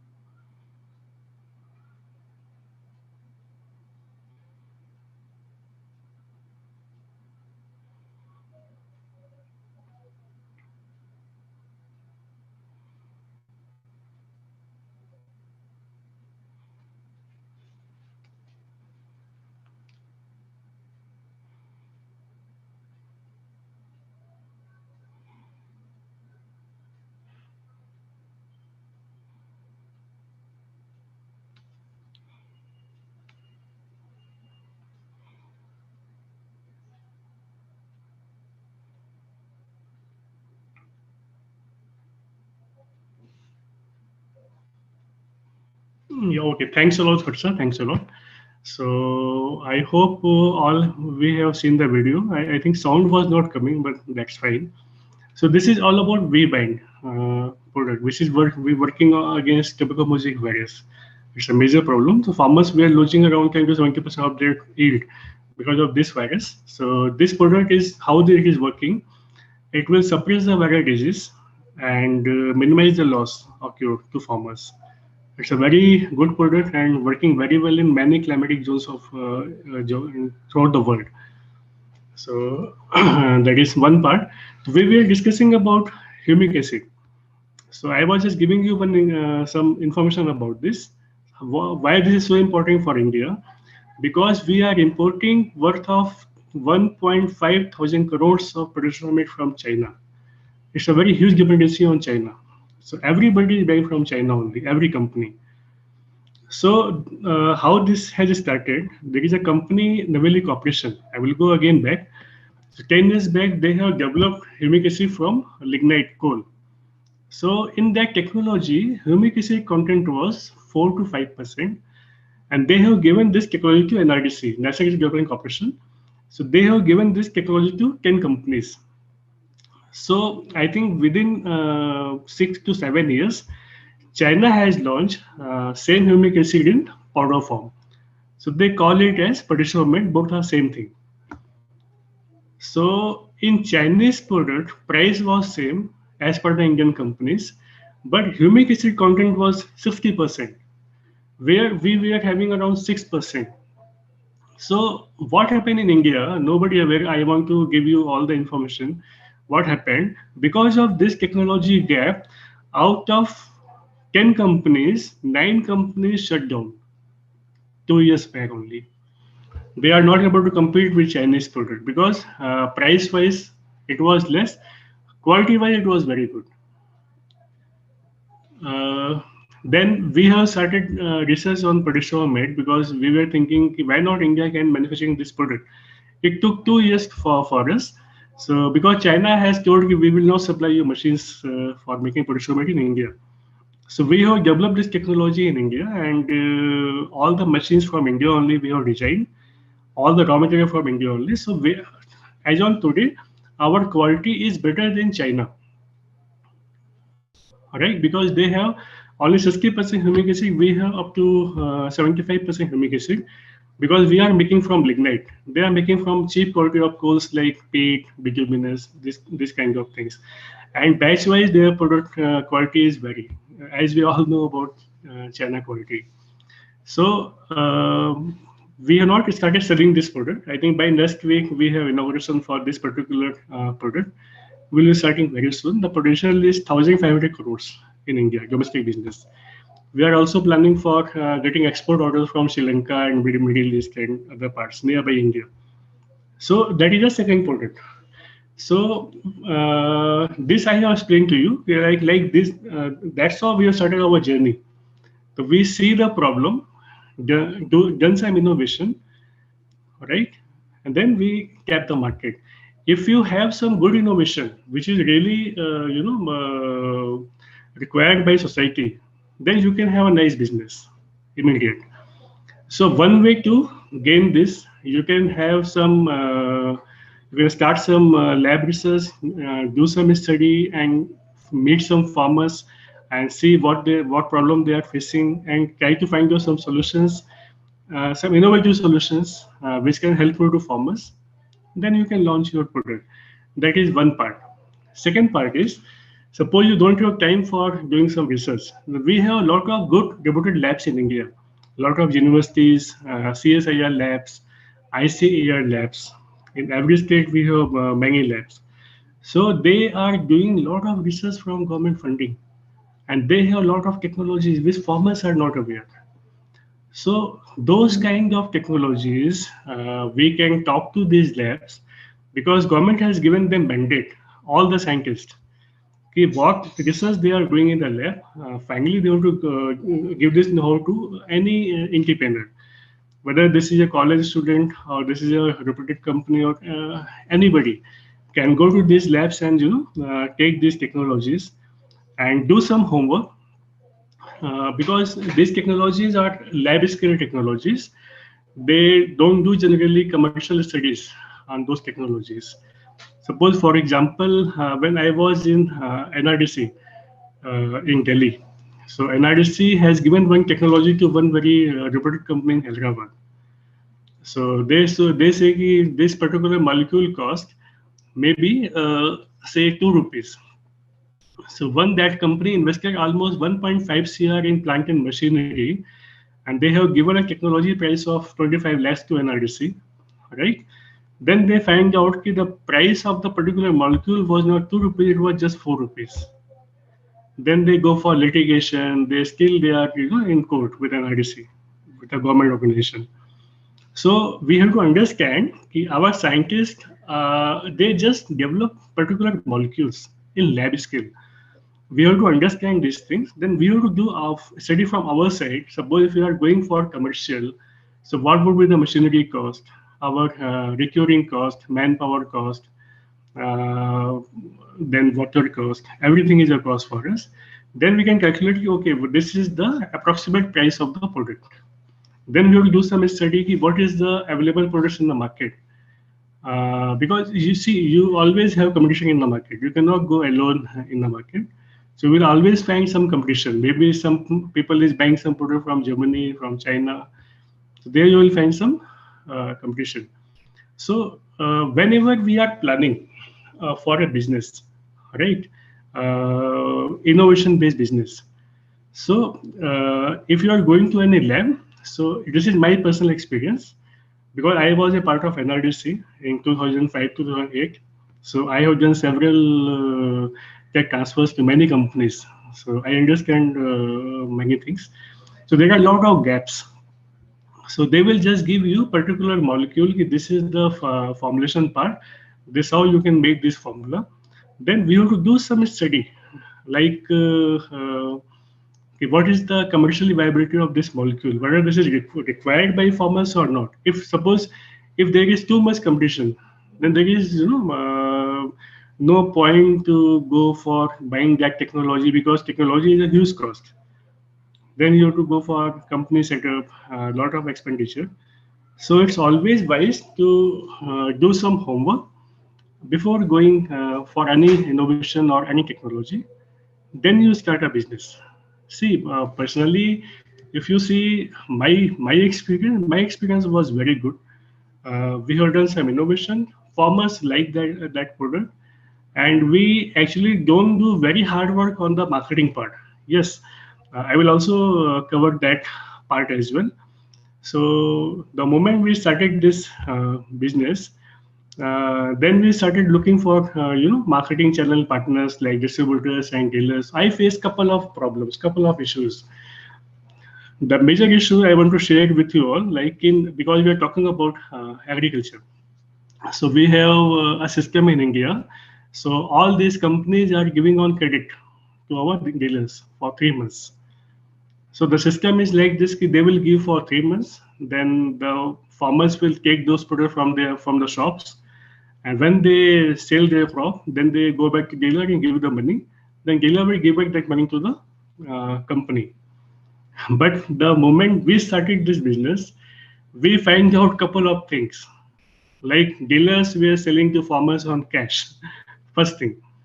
Then farmers are always giving cash to dealers, and dealers always telling to us, sir, there is no season, raining is an issue, farmers are not giving us money. So we were waiting for money in first year of operation 2017, at least for 6 months to 1 year. So because as a startup, we don't have much cash those times. So that is my experience. Then we started looking for other options. So what option we have done? Like we have talked to some online companies like Amazon, Flipkart, Agribirdi, and Big Heart, and we started selling online these products. And response was so good, very amazing. Like in 2018, I think the moment we started this business, we crossed almost 3.5 CR first year. Online, it was more than 50% online contribution. Rest is our offline business. Then offline, what we have done, we have categorized our distributors like A, B, C, D, which is giving the money within 3 months. That is fine. Then we launched a couple of schemes. So the distributors who fall in category D, so what they were doing actually, you will be surprised. They are taking products from companies, and they are very rich people. So they never return back the money to company. So they took at least 1 year to give back the money to company. So they sell to farmers on cash and carry basis only. Then after 3 months, they started giving same money to farmers on as a loan, like 2% loan, 3% loan, 5% loan, and they are replicating this money, around the year. So by the year end, they will give some part of money, like 50% to company, and again they demand products. So these type of distributors we found in many parts of India, like in Andhra Pradesh, in Bihar, in actually Madhya Pradesh also, some part. So this is our experience in business. Right. So that I have covered this marketing and sales parts. Now I will cover this manufacturing part. So manufacturing part, we got couple of challenges. Like the moment we started this business first year, so we found like in couple of places, farmers are telling, sir, we in your bottles, we got some gas problems. Like our bottle was swelling because of gas. Then we have tested those products and we came to know because of fermentation. So we were buying actually good quality of preservative from the market, but this many vendors in the market, they even doesn't know about the quality of the particular preservatives. They are buying from China here and there, from India also. So quality is a major issue. Then we have planned for one quality department in company. So every raw material which we are buying from the market, it has to be go with proper quality check. See, maybe as an entrepreneur, your formula is very good, and you have seen your papers, they are making very fine formulation. But end of the day, you found so many problems. Maybe gas issue, maybe bottles are very weak, bottle crack on the way, and there are so many like multiple issues, right?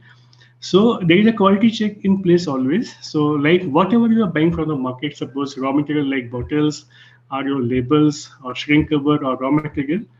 So you have to see the quality in these things. So it took actually for me, to be honest here, at least for 2.5 years to have a upper hand on quality. Otherwise, we were facing a lot of issues in the market. Sometimes you will feel like efficacy issue in the product because of particular quality and particular raw material. So that way we have checked that issue as well. Then there are certain government rules, suppose if you are going to start some pesticide business, if you're taking one technology from any lab, fine. So pesticide, if you go with, if you want to go for government license, you cannot sell without license. So there is a certain norms we have to understand.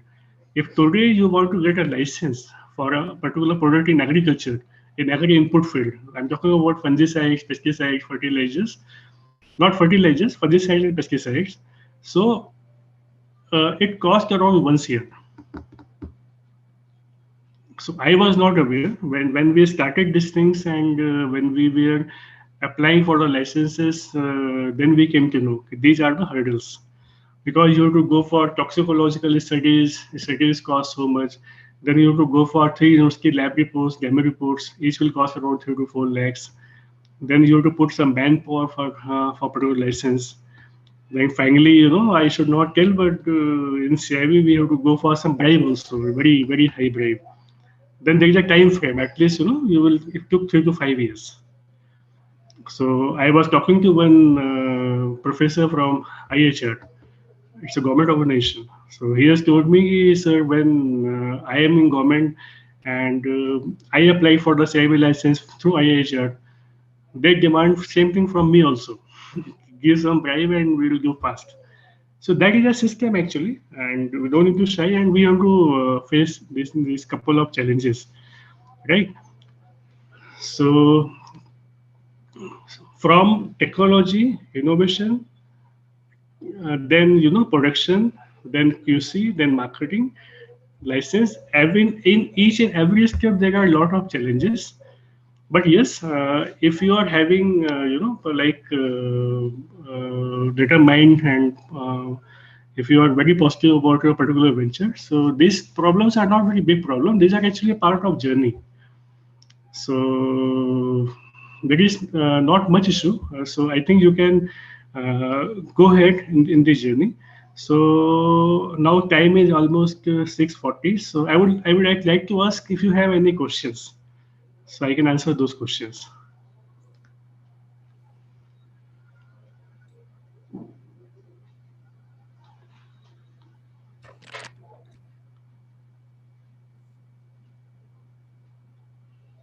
Thank you so much, sir, for such a knowledgeable and friendly session.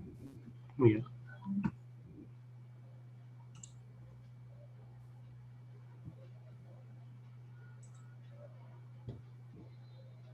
questions.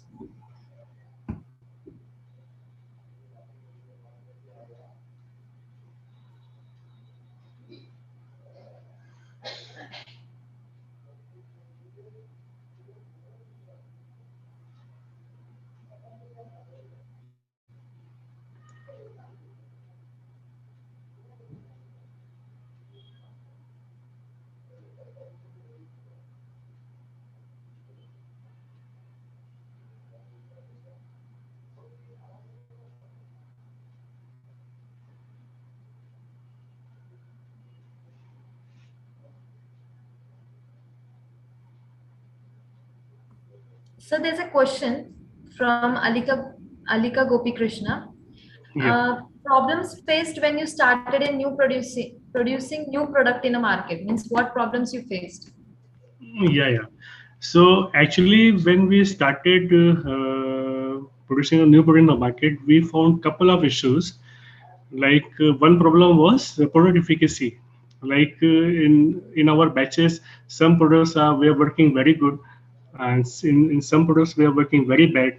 So then we sort out this is a problem of raw material, what we're buying from the market, the quality of raw material. So we put a QC in place. So this problem we have faced. Thank you, sir. The next question is, how can we convince customers to buy hydroponics vegetables? See, actually, this is like a question of out of context. This is basically, I think somebody want to start hydroponic business, and that's good. See, I can answer this question.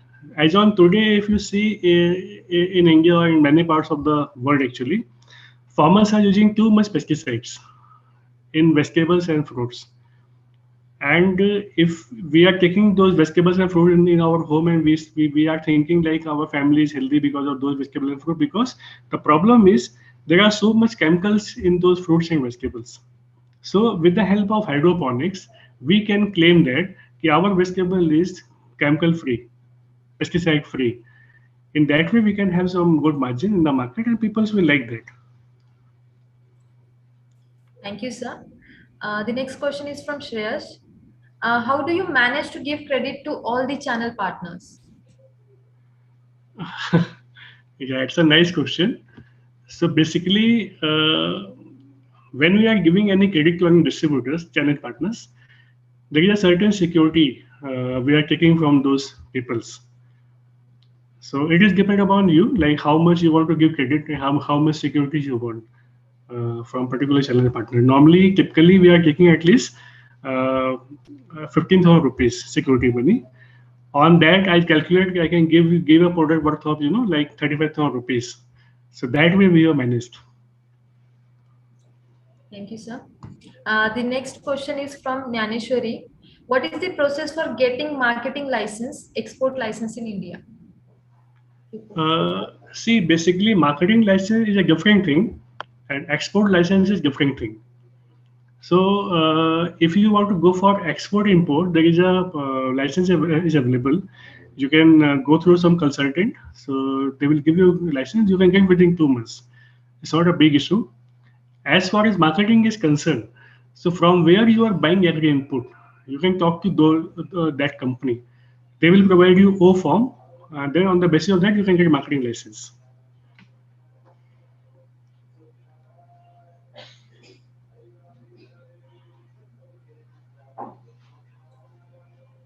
So the question is from Anjali Dilip Giri. Sir, how you work at ground level to extend your service to farmers? Yeah, for that, I think we have to hire agri graduates like BSc, BTech Agri. So how we are doing this? Basically, these people are in ground level. Suppose I will give one example. Suppose we have one particular distributor in Lucknow, right? So those distributors covering almost 250 dealers in Lucknow, rural areas. So our peoples will go to those dealers, talk to dealers, and nearby farmers. They will take one good farmer, very progressive farmer. They will do some demo with the particular farmer. So after that demo, that farmer will get some result. Then they call the farmer to a particular shop and call 30, 40 farmers, and he will explain I have used this particular company product, I got the result, product is good. Then particular shopkeeper will go to a distributor and buy the product. This is how we are doing. The next question is, do you use brand name of IIHR on your licensed product? Actually, we have never taken technology from Iihr, so we never use Iihr brand name in our products. What are the hurdles you faced when you introduced Vericide to rural farmers? Yeah, this is actually a very nice question. So I want to answer this question. So we have faced a lot of hurdles because in our education system, if you see our course of basic agriculture, in books only we have mentioned there is no solution for the virus. So same thing all doctors has told to the farmers. If you get any virus, take the plant, burn the plant and bury that plant. Don't throw in the in your field because virus can spread in other plants as well. So when we started this business, farmers were saying, "Sir, how we can believe you? Because there is no solution for the virus." Then we have done a lot of demos with many farmers. I think we have complete demo for last 4 years, maybe more than 10,000 farmers. So that's how we have convinced. Thank you, sir. The next question is from Jyotsna Thakur. Why not direct supply your product to farmers? Why will you choose dealers? Is it necessary to deal? Yeah, basically we have faced couple of issues from dealers. So we started selling through online channel like Amazon, Flipkart. So these type of channels will help you for your supply chain management. So farmers can buy from Amazon, they can deliver at their home. So that's the best part. So if you think we can supply to farmers, you cannot connect with lakhs of farmers. So better to have e-commerce in place for this. The another question is asked from Sachin Pimple. He's asking if someone wants to reach on crop diseases and want to find solutions, so how he can start it. Is there any higher educational qualification required? Please come back to me again, this question. He wants to know that if someone wants to reach on crop diseases and want to find solution, so how can he start? Is there any higher educational qualification required? Basically, he's asking regarding education. Education, okay. So basically he want to know about the crop diseases, right? So for crop diseases, I think better we can go for MSc pathology. So they will teach you about various crop diseases because of fungus, bacterial, or many pests are there.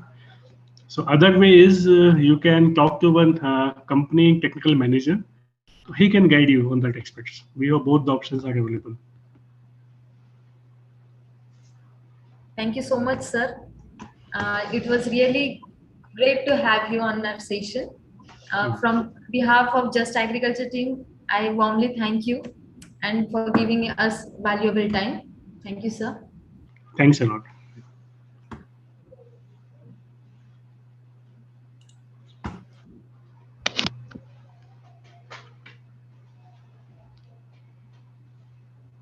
Now moving ahead, we have with us an international speaker, Sharon Idahosa, to have a talk with us on the topic relevance of communication or media to agriculture sector.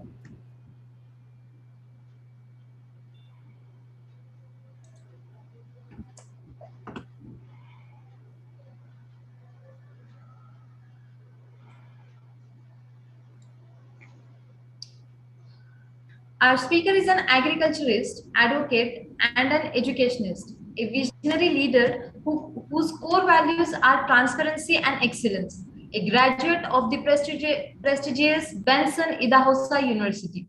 Her educational background in agriculture channeled her mindset to the pressing issues the agriculture sector is faced with, and she has taken a bold step to contribute and improve the agriculture sector.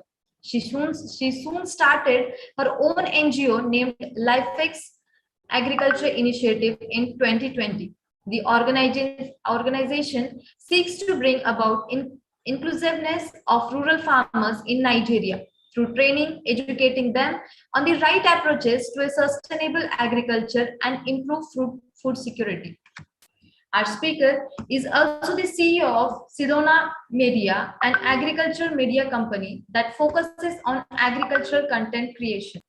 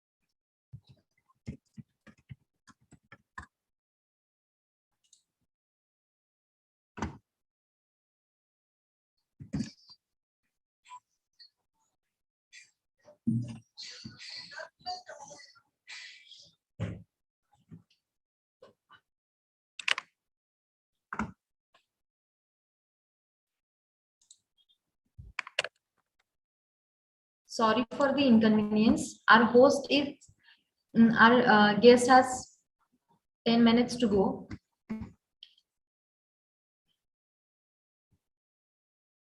Let me introduce all about the Just Agriculture e-magazine. Just Agriculture e-magazine and Just Agriculture e-newsletter publishes about latest innovations and upcoming experimental technologies to be adopted globally in the field of agriculture and allied sciences.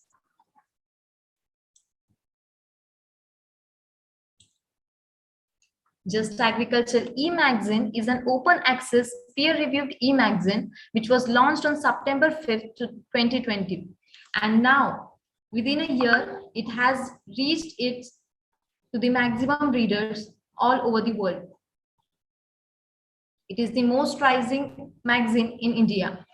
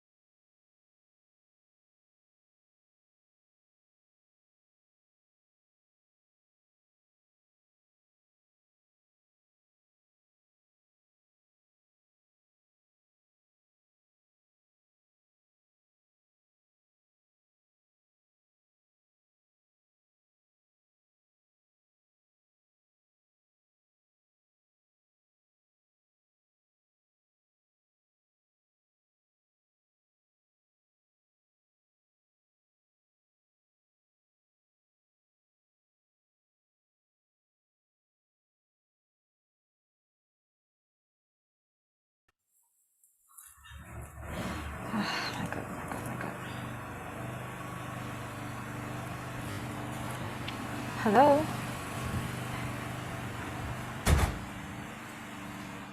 Hello, can you hear me?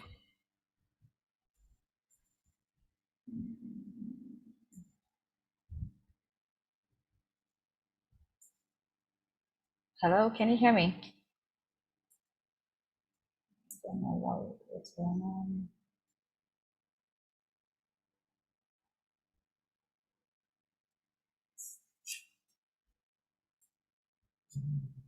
Hello?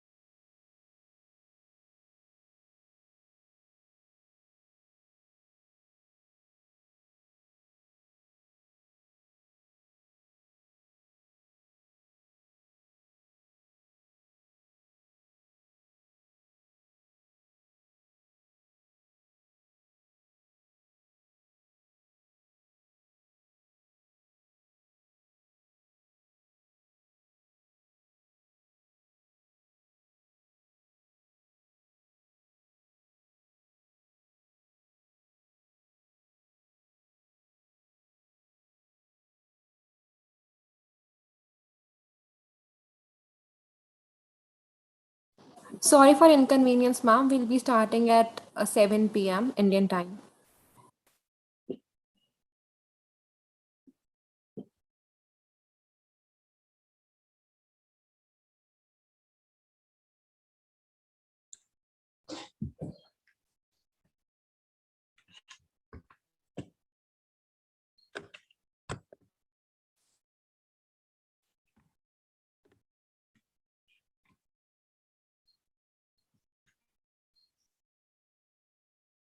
Am I audible?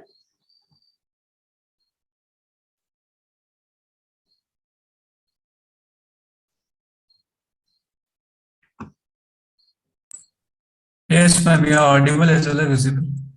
Okay. Let me introduce to our speaker.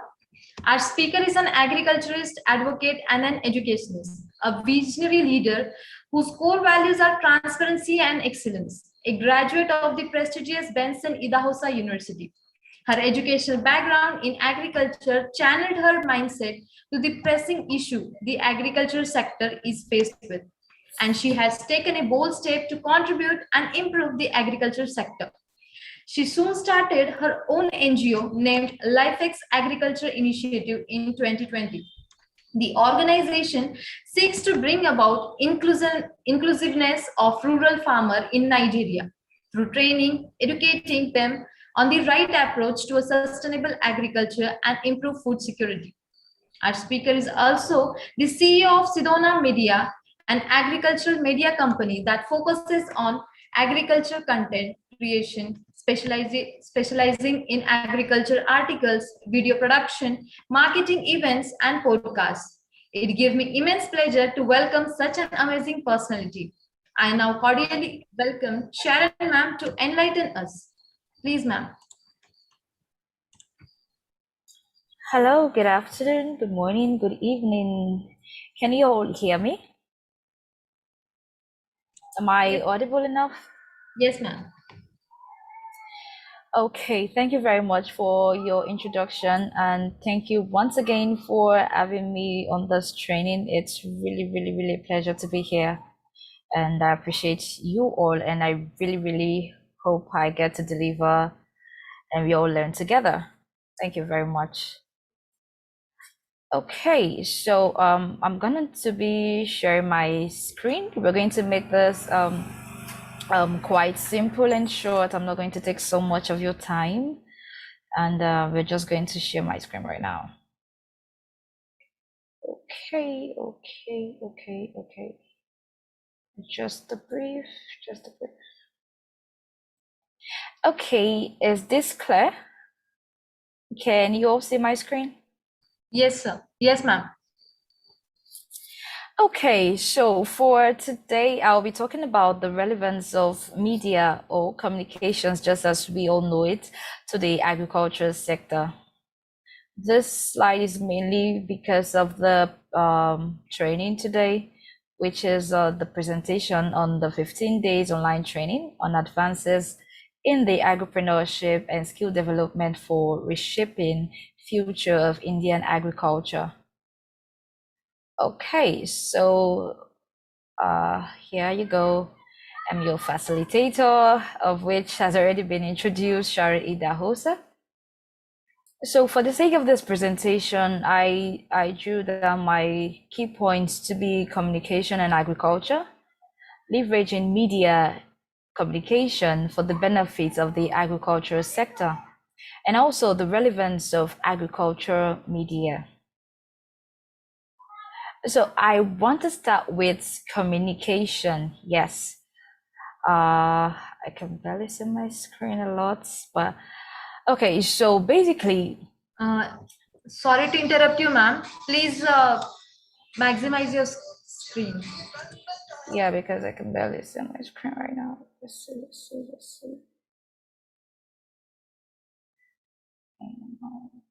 Oops. Give me a minute.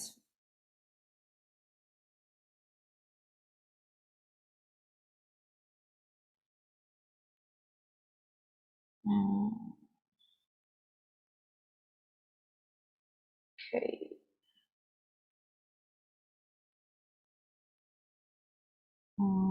Sorry, give me a minute to. Ma'am, you can just start your slideshow, then it will be a full screen. Give me a minute. Okay, ma'am. Take your time. Okay. Just wondering where this went to right now. Ma'am, you have to do the presentation in presentation mode. All right. That you will find Can you see in it now? top left corner. You will find it like in presentation. Is it better now? No, ma'am. Like I'm asking you to do it in presentation mode. You will find the icon on top left corner where you have a play icon, like second last icon on top left corner above file section.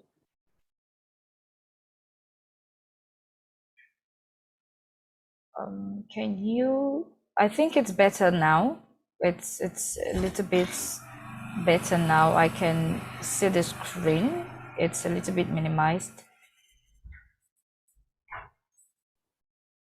But can everyone see my screen right now? Yes, ma'am. Your screen is very much visible. Actually, it would be great if we can see the presentation in presentation mode, which you will find in top left corner. Presentation of training, like where the topic is, you can see that in left side above the file section. I can barely hear what you're saying, but let's see.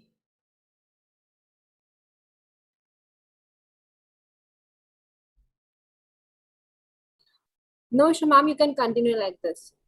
There is not an issue. Because I can barely hear what you're saying to do something about it. Or I can do a new share if that is the problem.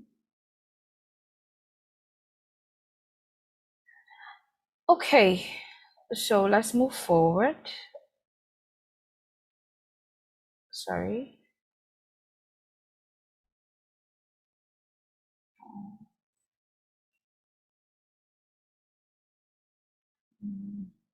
Is this okay now?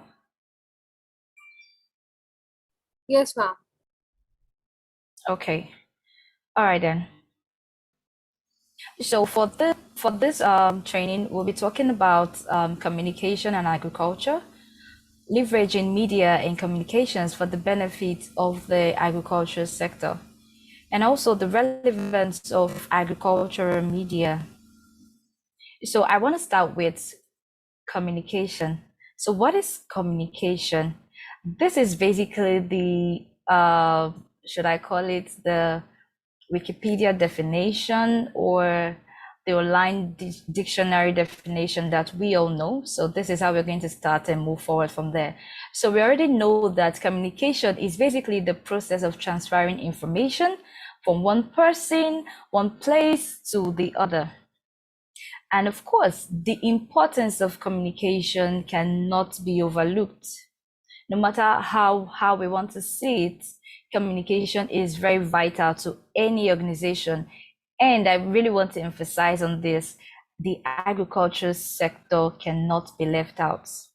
We may think that communication or media is not important to our sector, but believe me when I say the communication sector is very, very much important to the agriculture sector. So let's move forward. What is agricultural communication?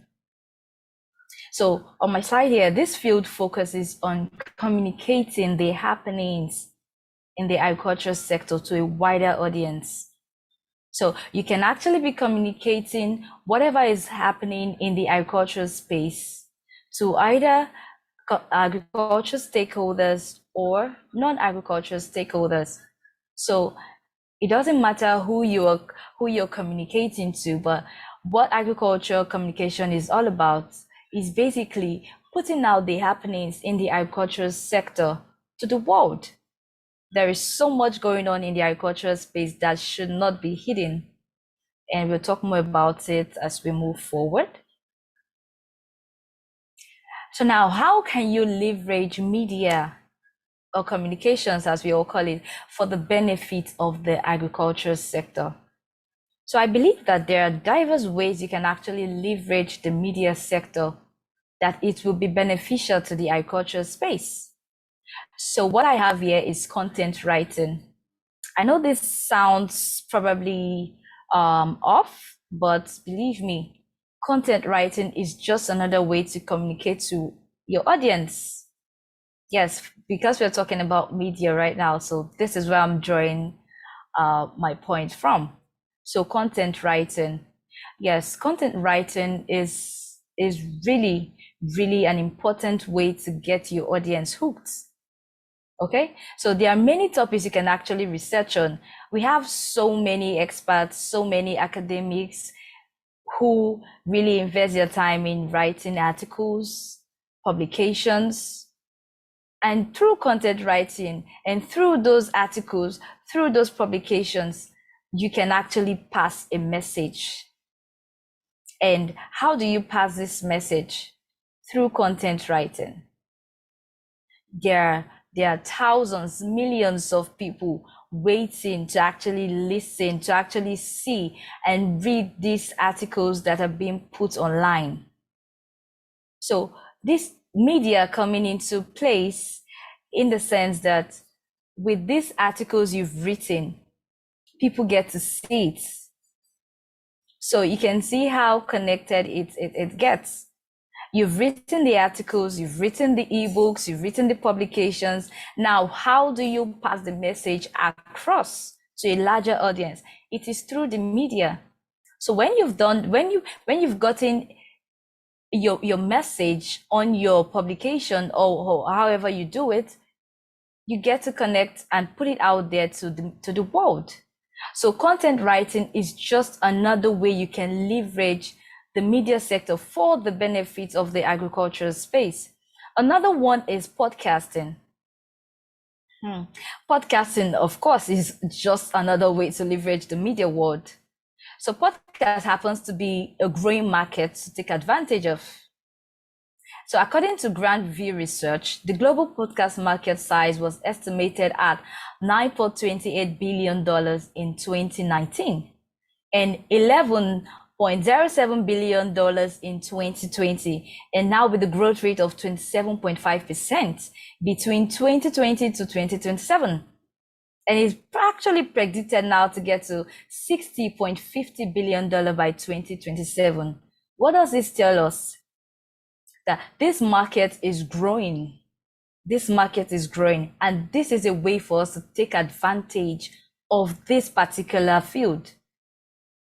Podcast is getting to to a very, very, very large audience right now. And this is just another way for us in the agricultural space to put out our message. I personally, I do podcasting, okay? Because I see it as a way to reach out to a wider audience. There are so many persons out there that really wants to hear. So many persons out there that really wants to know what is happening in the agricultural space, how they can participate, how they can get involved, how they can learn. So with podcasting, you can actually do that. It comes in handy. You can actually start your podcast. It doesn't take a thing to start a podcast. It doesn't take a thing to start a podcast. But before I move forward, I really want you to see this. So what is driving the podcast market? Yeah, I mentioned this before now. So podcast has emerged as the preferred source of entertainment with their easy accessibility on smartphones, on speakers, on other gadgets. With your mobile phones, you can easily access a podcast. You can easily get information via the podcast, via your mobile phones. So you should actually see how to leverage podcasts to grow the agricultural sector. This field is growing at a very, very high speed. And for us to take the agricultural sector forward, we have to, by all means, leverage the podcast market. Because there are so many persons listening to podcasts every day. When I put out episodes on my channel, I can just probably have about 31 listeners. And before I go back the next time, it has increased. And I'm like, okay, this is a podcast I did like 2 weeks ago. How come it's getting more and more listening, more and more plays, more and more views? So that's to tell you how people listen to this often. This is something you can do while multitasking. This is something you can do while on the road, while driving. So it's something that you can leverage on. If you're into any form of agribusiness, you can actually start podcasting about your business. Believe me, you can actually start talking about your business on your podcast. On my podcast show, I have people, I bring in experts to talk about agriculture, talk about what is happening in the agriculture space. Remember I said agriculture media is just about communicating the happenings of the agriculture sector to the world, to a larger audience. So I use my podcast as a medium to communicate to a larger audience by bringing in experts in the field to learn, to teach those that are out there to really know what is going on in this sector that we love so much. So there's a chart below that I want to show you, and you're going to, I think you should be really, really interested in this. So this is a chart, and what I want to pick out from this chart is this. So on this chart, you see news and politics, you see society and culture, you see comedy, you see sports, and you see others. What is others? Why is the agriculture sector not listed among all of this right now? That's because it's possible that so many of us are yet to leverage the podcast market. We are yet to leverage it for the benefit of the agricultural sector. We should be getting statistics like this where we have agriculture as one of the sectors that are prioritizing podcast markets. So if you look at it, there's just news and politics, there's society and culture, there's comedy, there's sport, there's others.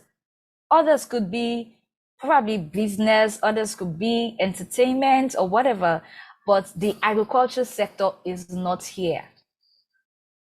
So you can see there is so much work to be done when it comes to media and agriculture. They should always go hand in hand. That's what I believe. So you see, we need to prioritize the podcast market because it is a growing market and it will be beneficial to the agricultural sector. This sector needs to be out there, and podcasting is just another way to take the sector out there and can also be useful for your business as well. So let's try to leverage podcast market because it is a growing market that is very, very suitable for the agricultural sector. All right. Next slide. Okay, we have video production.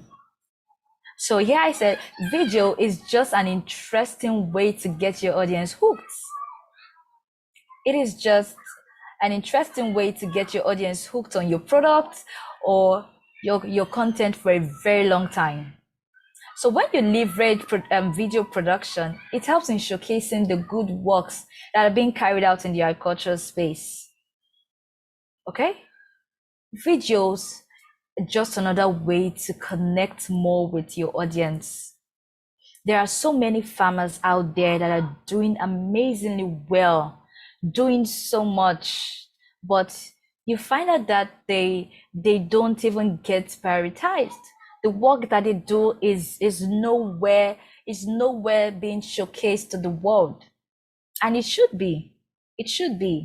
So many smallholder farmers are doing so much. I really commend them. They really do so much, but then their works are not being showcased. And how can we do this? How can we help them? How can we make sure that we are all working as a team? Because agriculture is teamwork. If you're not working as a team in this agriculture space, then I don't know really.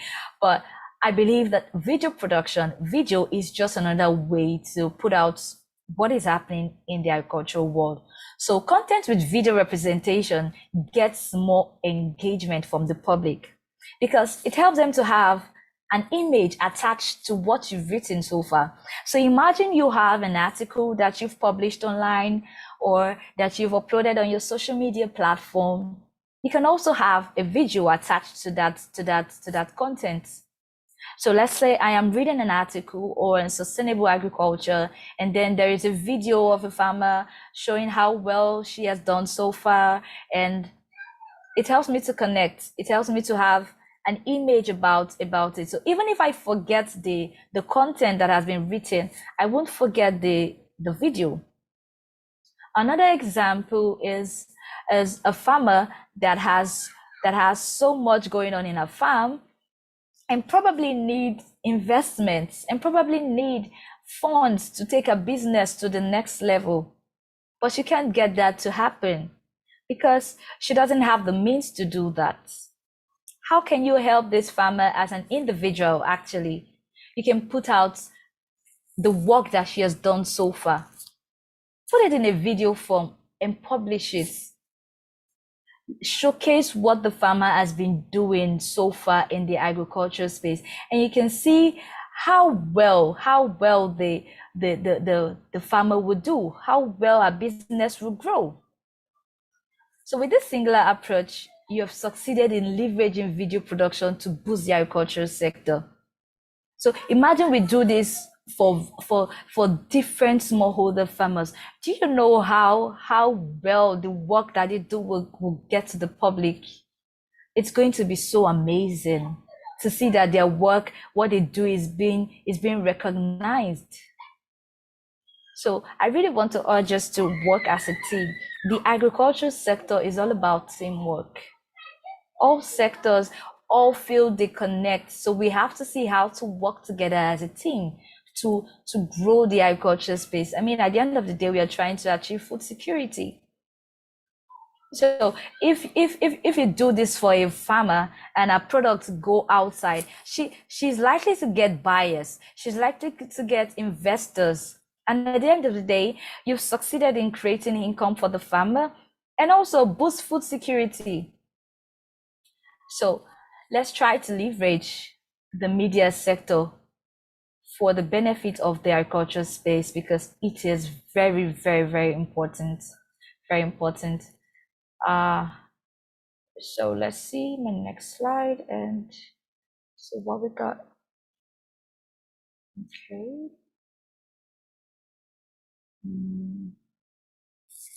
Okay, so the relevance of agriculture and media.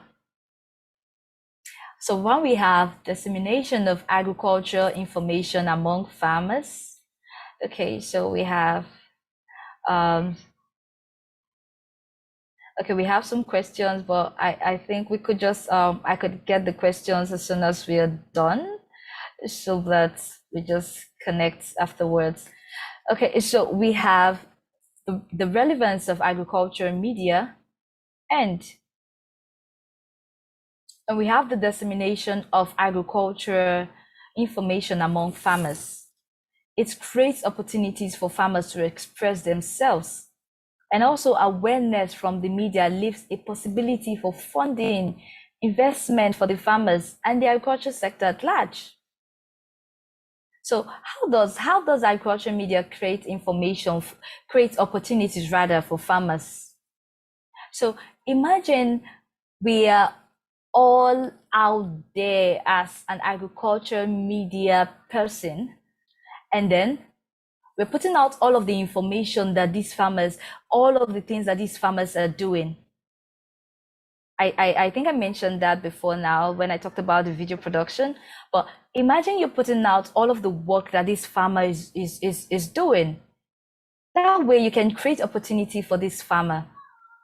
When you're putting out so much, the farmer gets to express themselves about what they need, how other organizations, institutions can come into the picture to help them grow their businesses. Is it capacity building that they need? Is it funding that they need?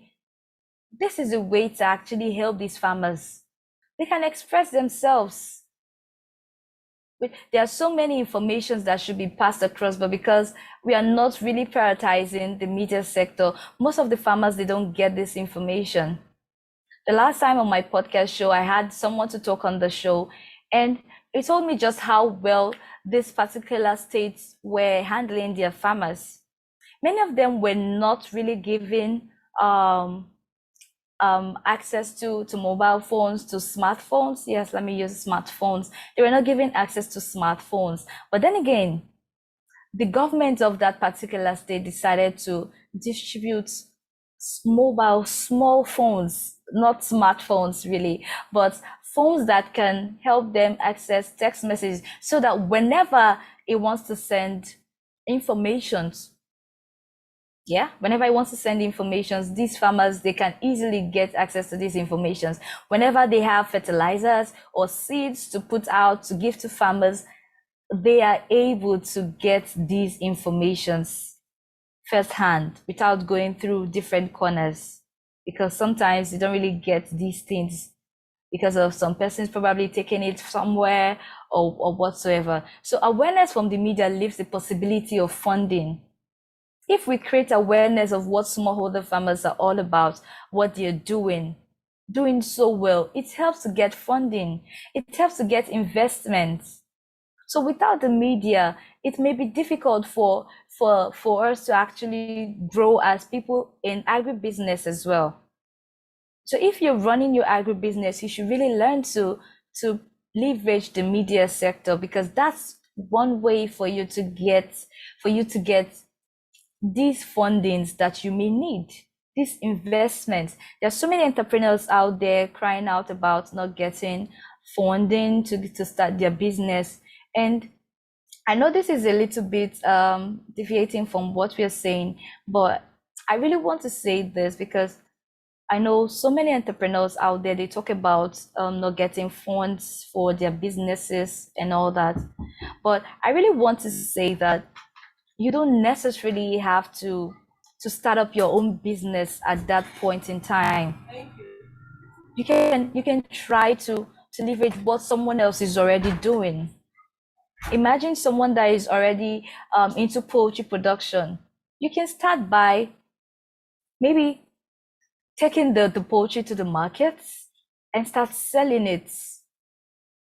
There are so many ways you can actually grow as an entrepreneur instead of just really starting from scratch. There are different areas you can cut into. There's marketing. So try to leverage on someone else that is already in the process and create job for yourself until you're able to stand on your own as an entrepreneur. So yeah, I know this was out of the talk, but I just needed to chip that in. And So what is my next slide? And I think we're done. So call to action. Media is a great way to showcase what we do in the agriculture sector. And we need to take this sector forward. So let's prioritize media and not overlook its relevance to this sector that we care about. Don't be afraid to take action. It's really, really, really important. Thank you very much. Thank you very much. And I've actually come to the end of my presentation, and probably we can take 1 or 2 questions if permitted. Thank you so much, ma'am, for giving your valuable time and acquainting us. Now we are moving towards the questions. Okay. Okay, let me just go through the chat box. Can I convey it to you, ma'am? Yeah, I'm trying to go through it. Okay, so we have a question. How can we improve the communication of the farmers during this COVID period? As communicating with the farmers nowadays is quite difficult. Yes, I totally understand that COVID has done so much damage right now. Right now in Nigeria, it's not really as it is in every other place, because our lockdown has become easy and we are really going about our daily lives. But for places that are still experiencing the COVID-19, so how can we improve the communication of these farmers? So if you cannot go on field, to talk to the farmers, you can also do this on social media. Okay, when you want to get the different, I think it's okay for you to get the different locations of where these farmers are. So when you've identified where these farmers they are, let's say, let me use, I don't know, a place in India that I can use. Okay, should I say Bangalore? Okay, so let's say there are farmers in that region. So you can actually use the media to create more like a farmers association where you can connect with these farmers, where you can talk with these farmers via social media. I think Facebook is something you can easily connect with and relate with people. So you can actually leverage the Facebook platform. Try to identify farmers in that region and see how to create a farmers association so that you can easily converse before the COVID gets easy, and then you can go probably on fields to connect and talk with these farmers. I don't know if that works for you.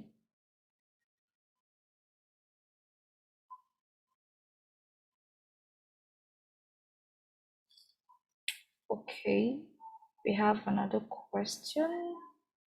Can you see that right now?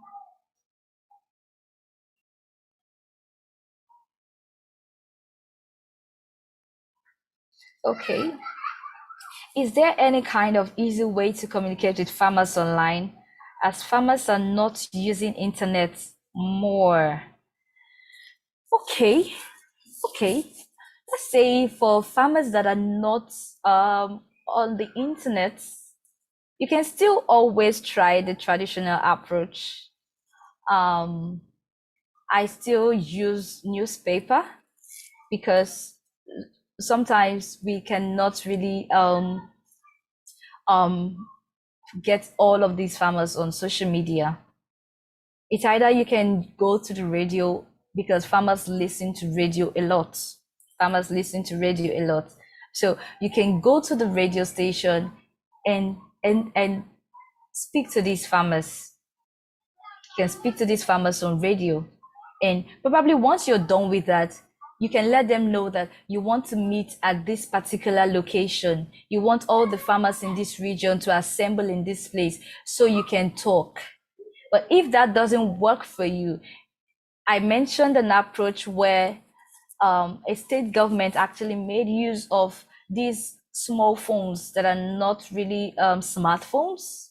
that whenever he wanted to share information, or whenever he wanted to give fertilizers or seeds that would be beneficial to the farmers, he was able to send text messages, simple text messages to these farmers, and they all got the information, and they were able to assemble at a particular location that was texted to them.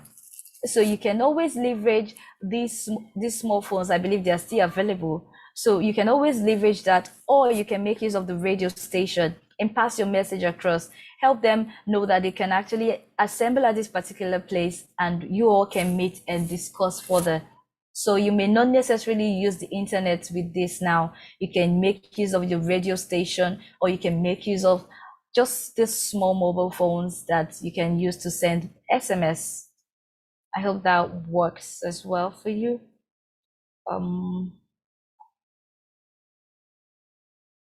How to attract people attention toward agriculture. Many of them seem boring to listen.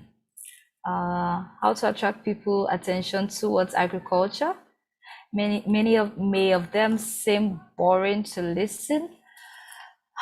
Okay, so you can actually force people to want to know about agriculture. Agriculture alone, it's already an interesting sector. I mean, agriculture provides food for us. So I think if you want to even get somebody to listen to you from the beginning, you can actually start with agriculture provides food. One of the importance of agriculture is provision of food. Food is a necessity. I mean, you must eat. So imagine telling someone, okay, I want to tell you about agriculture, and the person is not interested. And you'll be like, okay, so what about the food that you eat? What about the food that you eat? How do you think the food came into your plate or into your pot? It is through agriculture. And I think that's the way to get them hooked, and you can really start telling them about why they should leverage on why they should really focus on agriculture.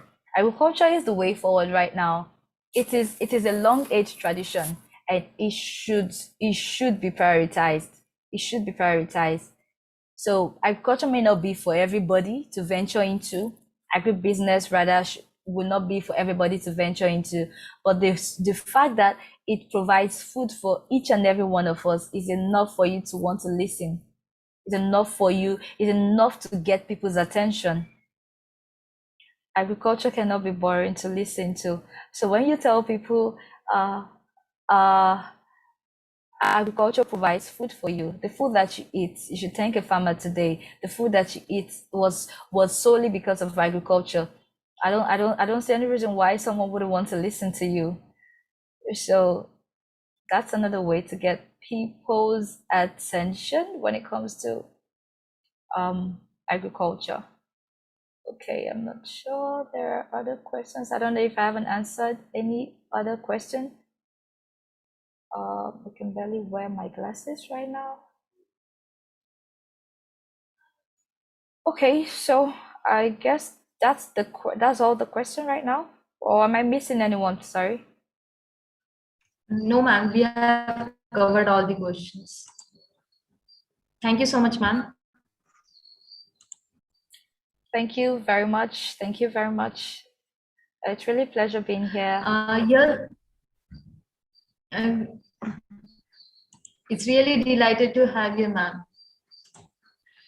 Here's the end of our today's session. On behalf of Just Agriculture team, I once again thank you all the speakers of today's session and participants for being attentive and patient all over the session. I would also like to thank DPS Badwal sir for the organizing of this training. I now conclude that this session has ended and you all may leave. Thank you once again.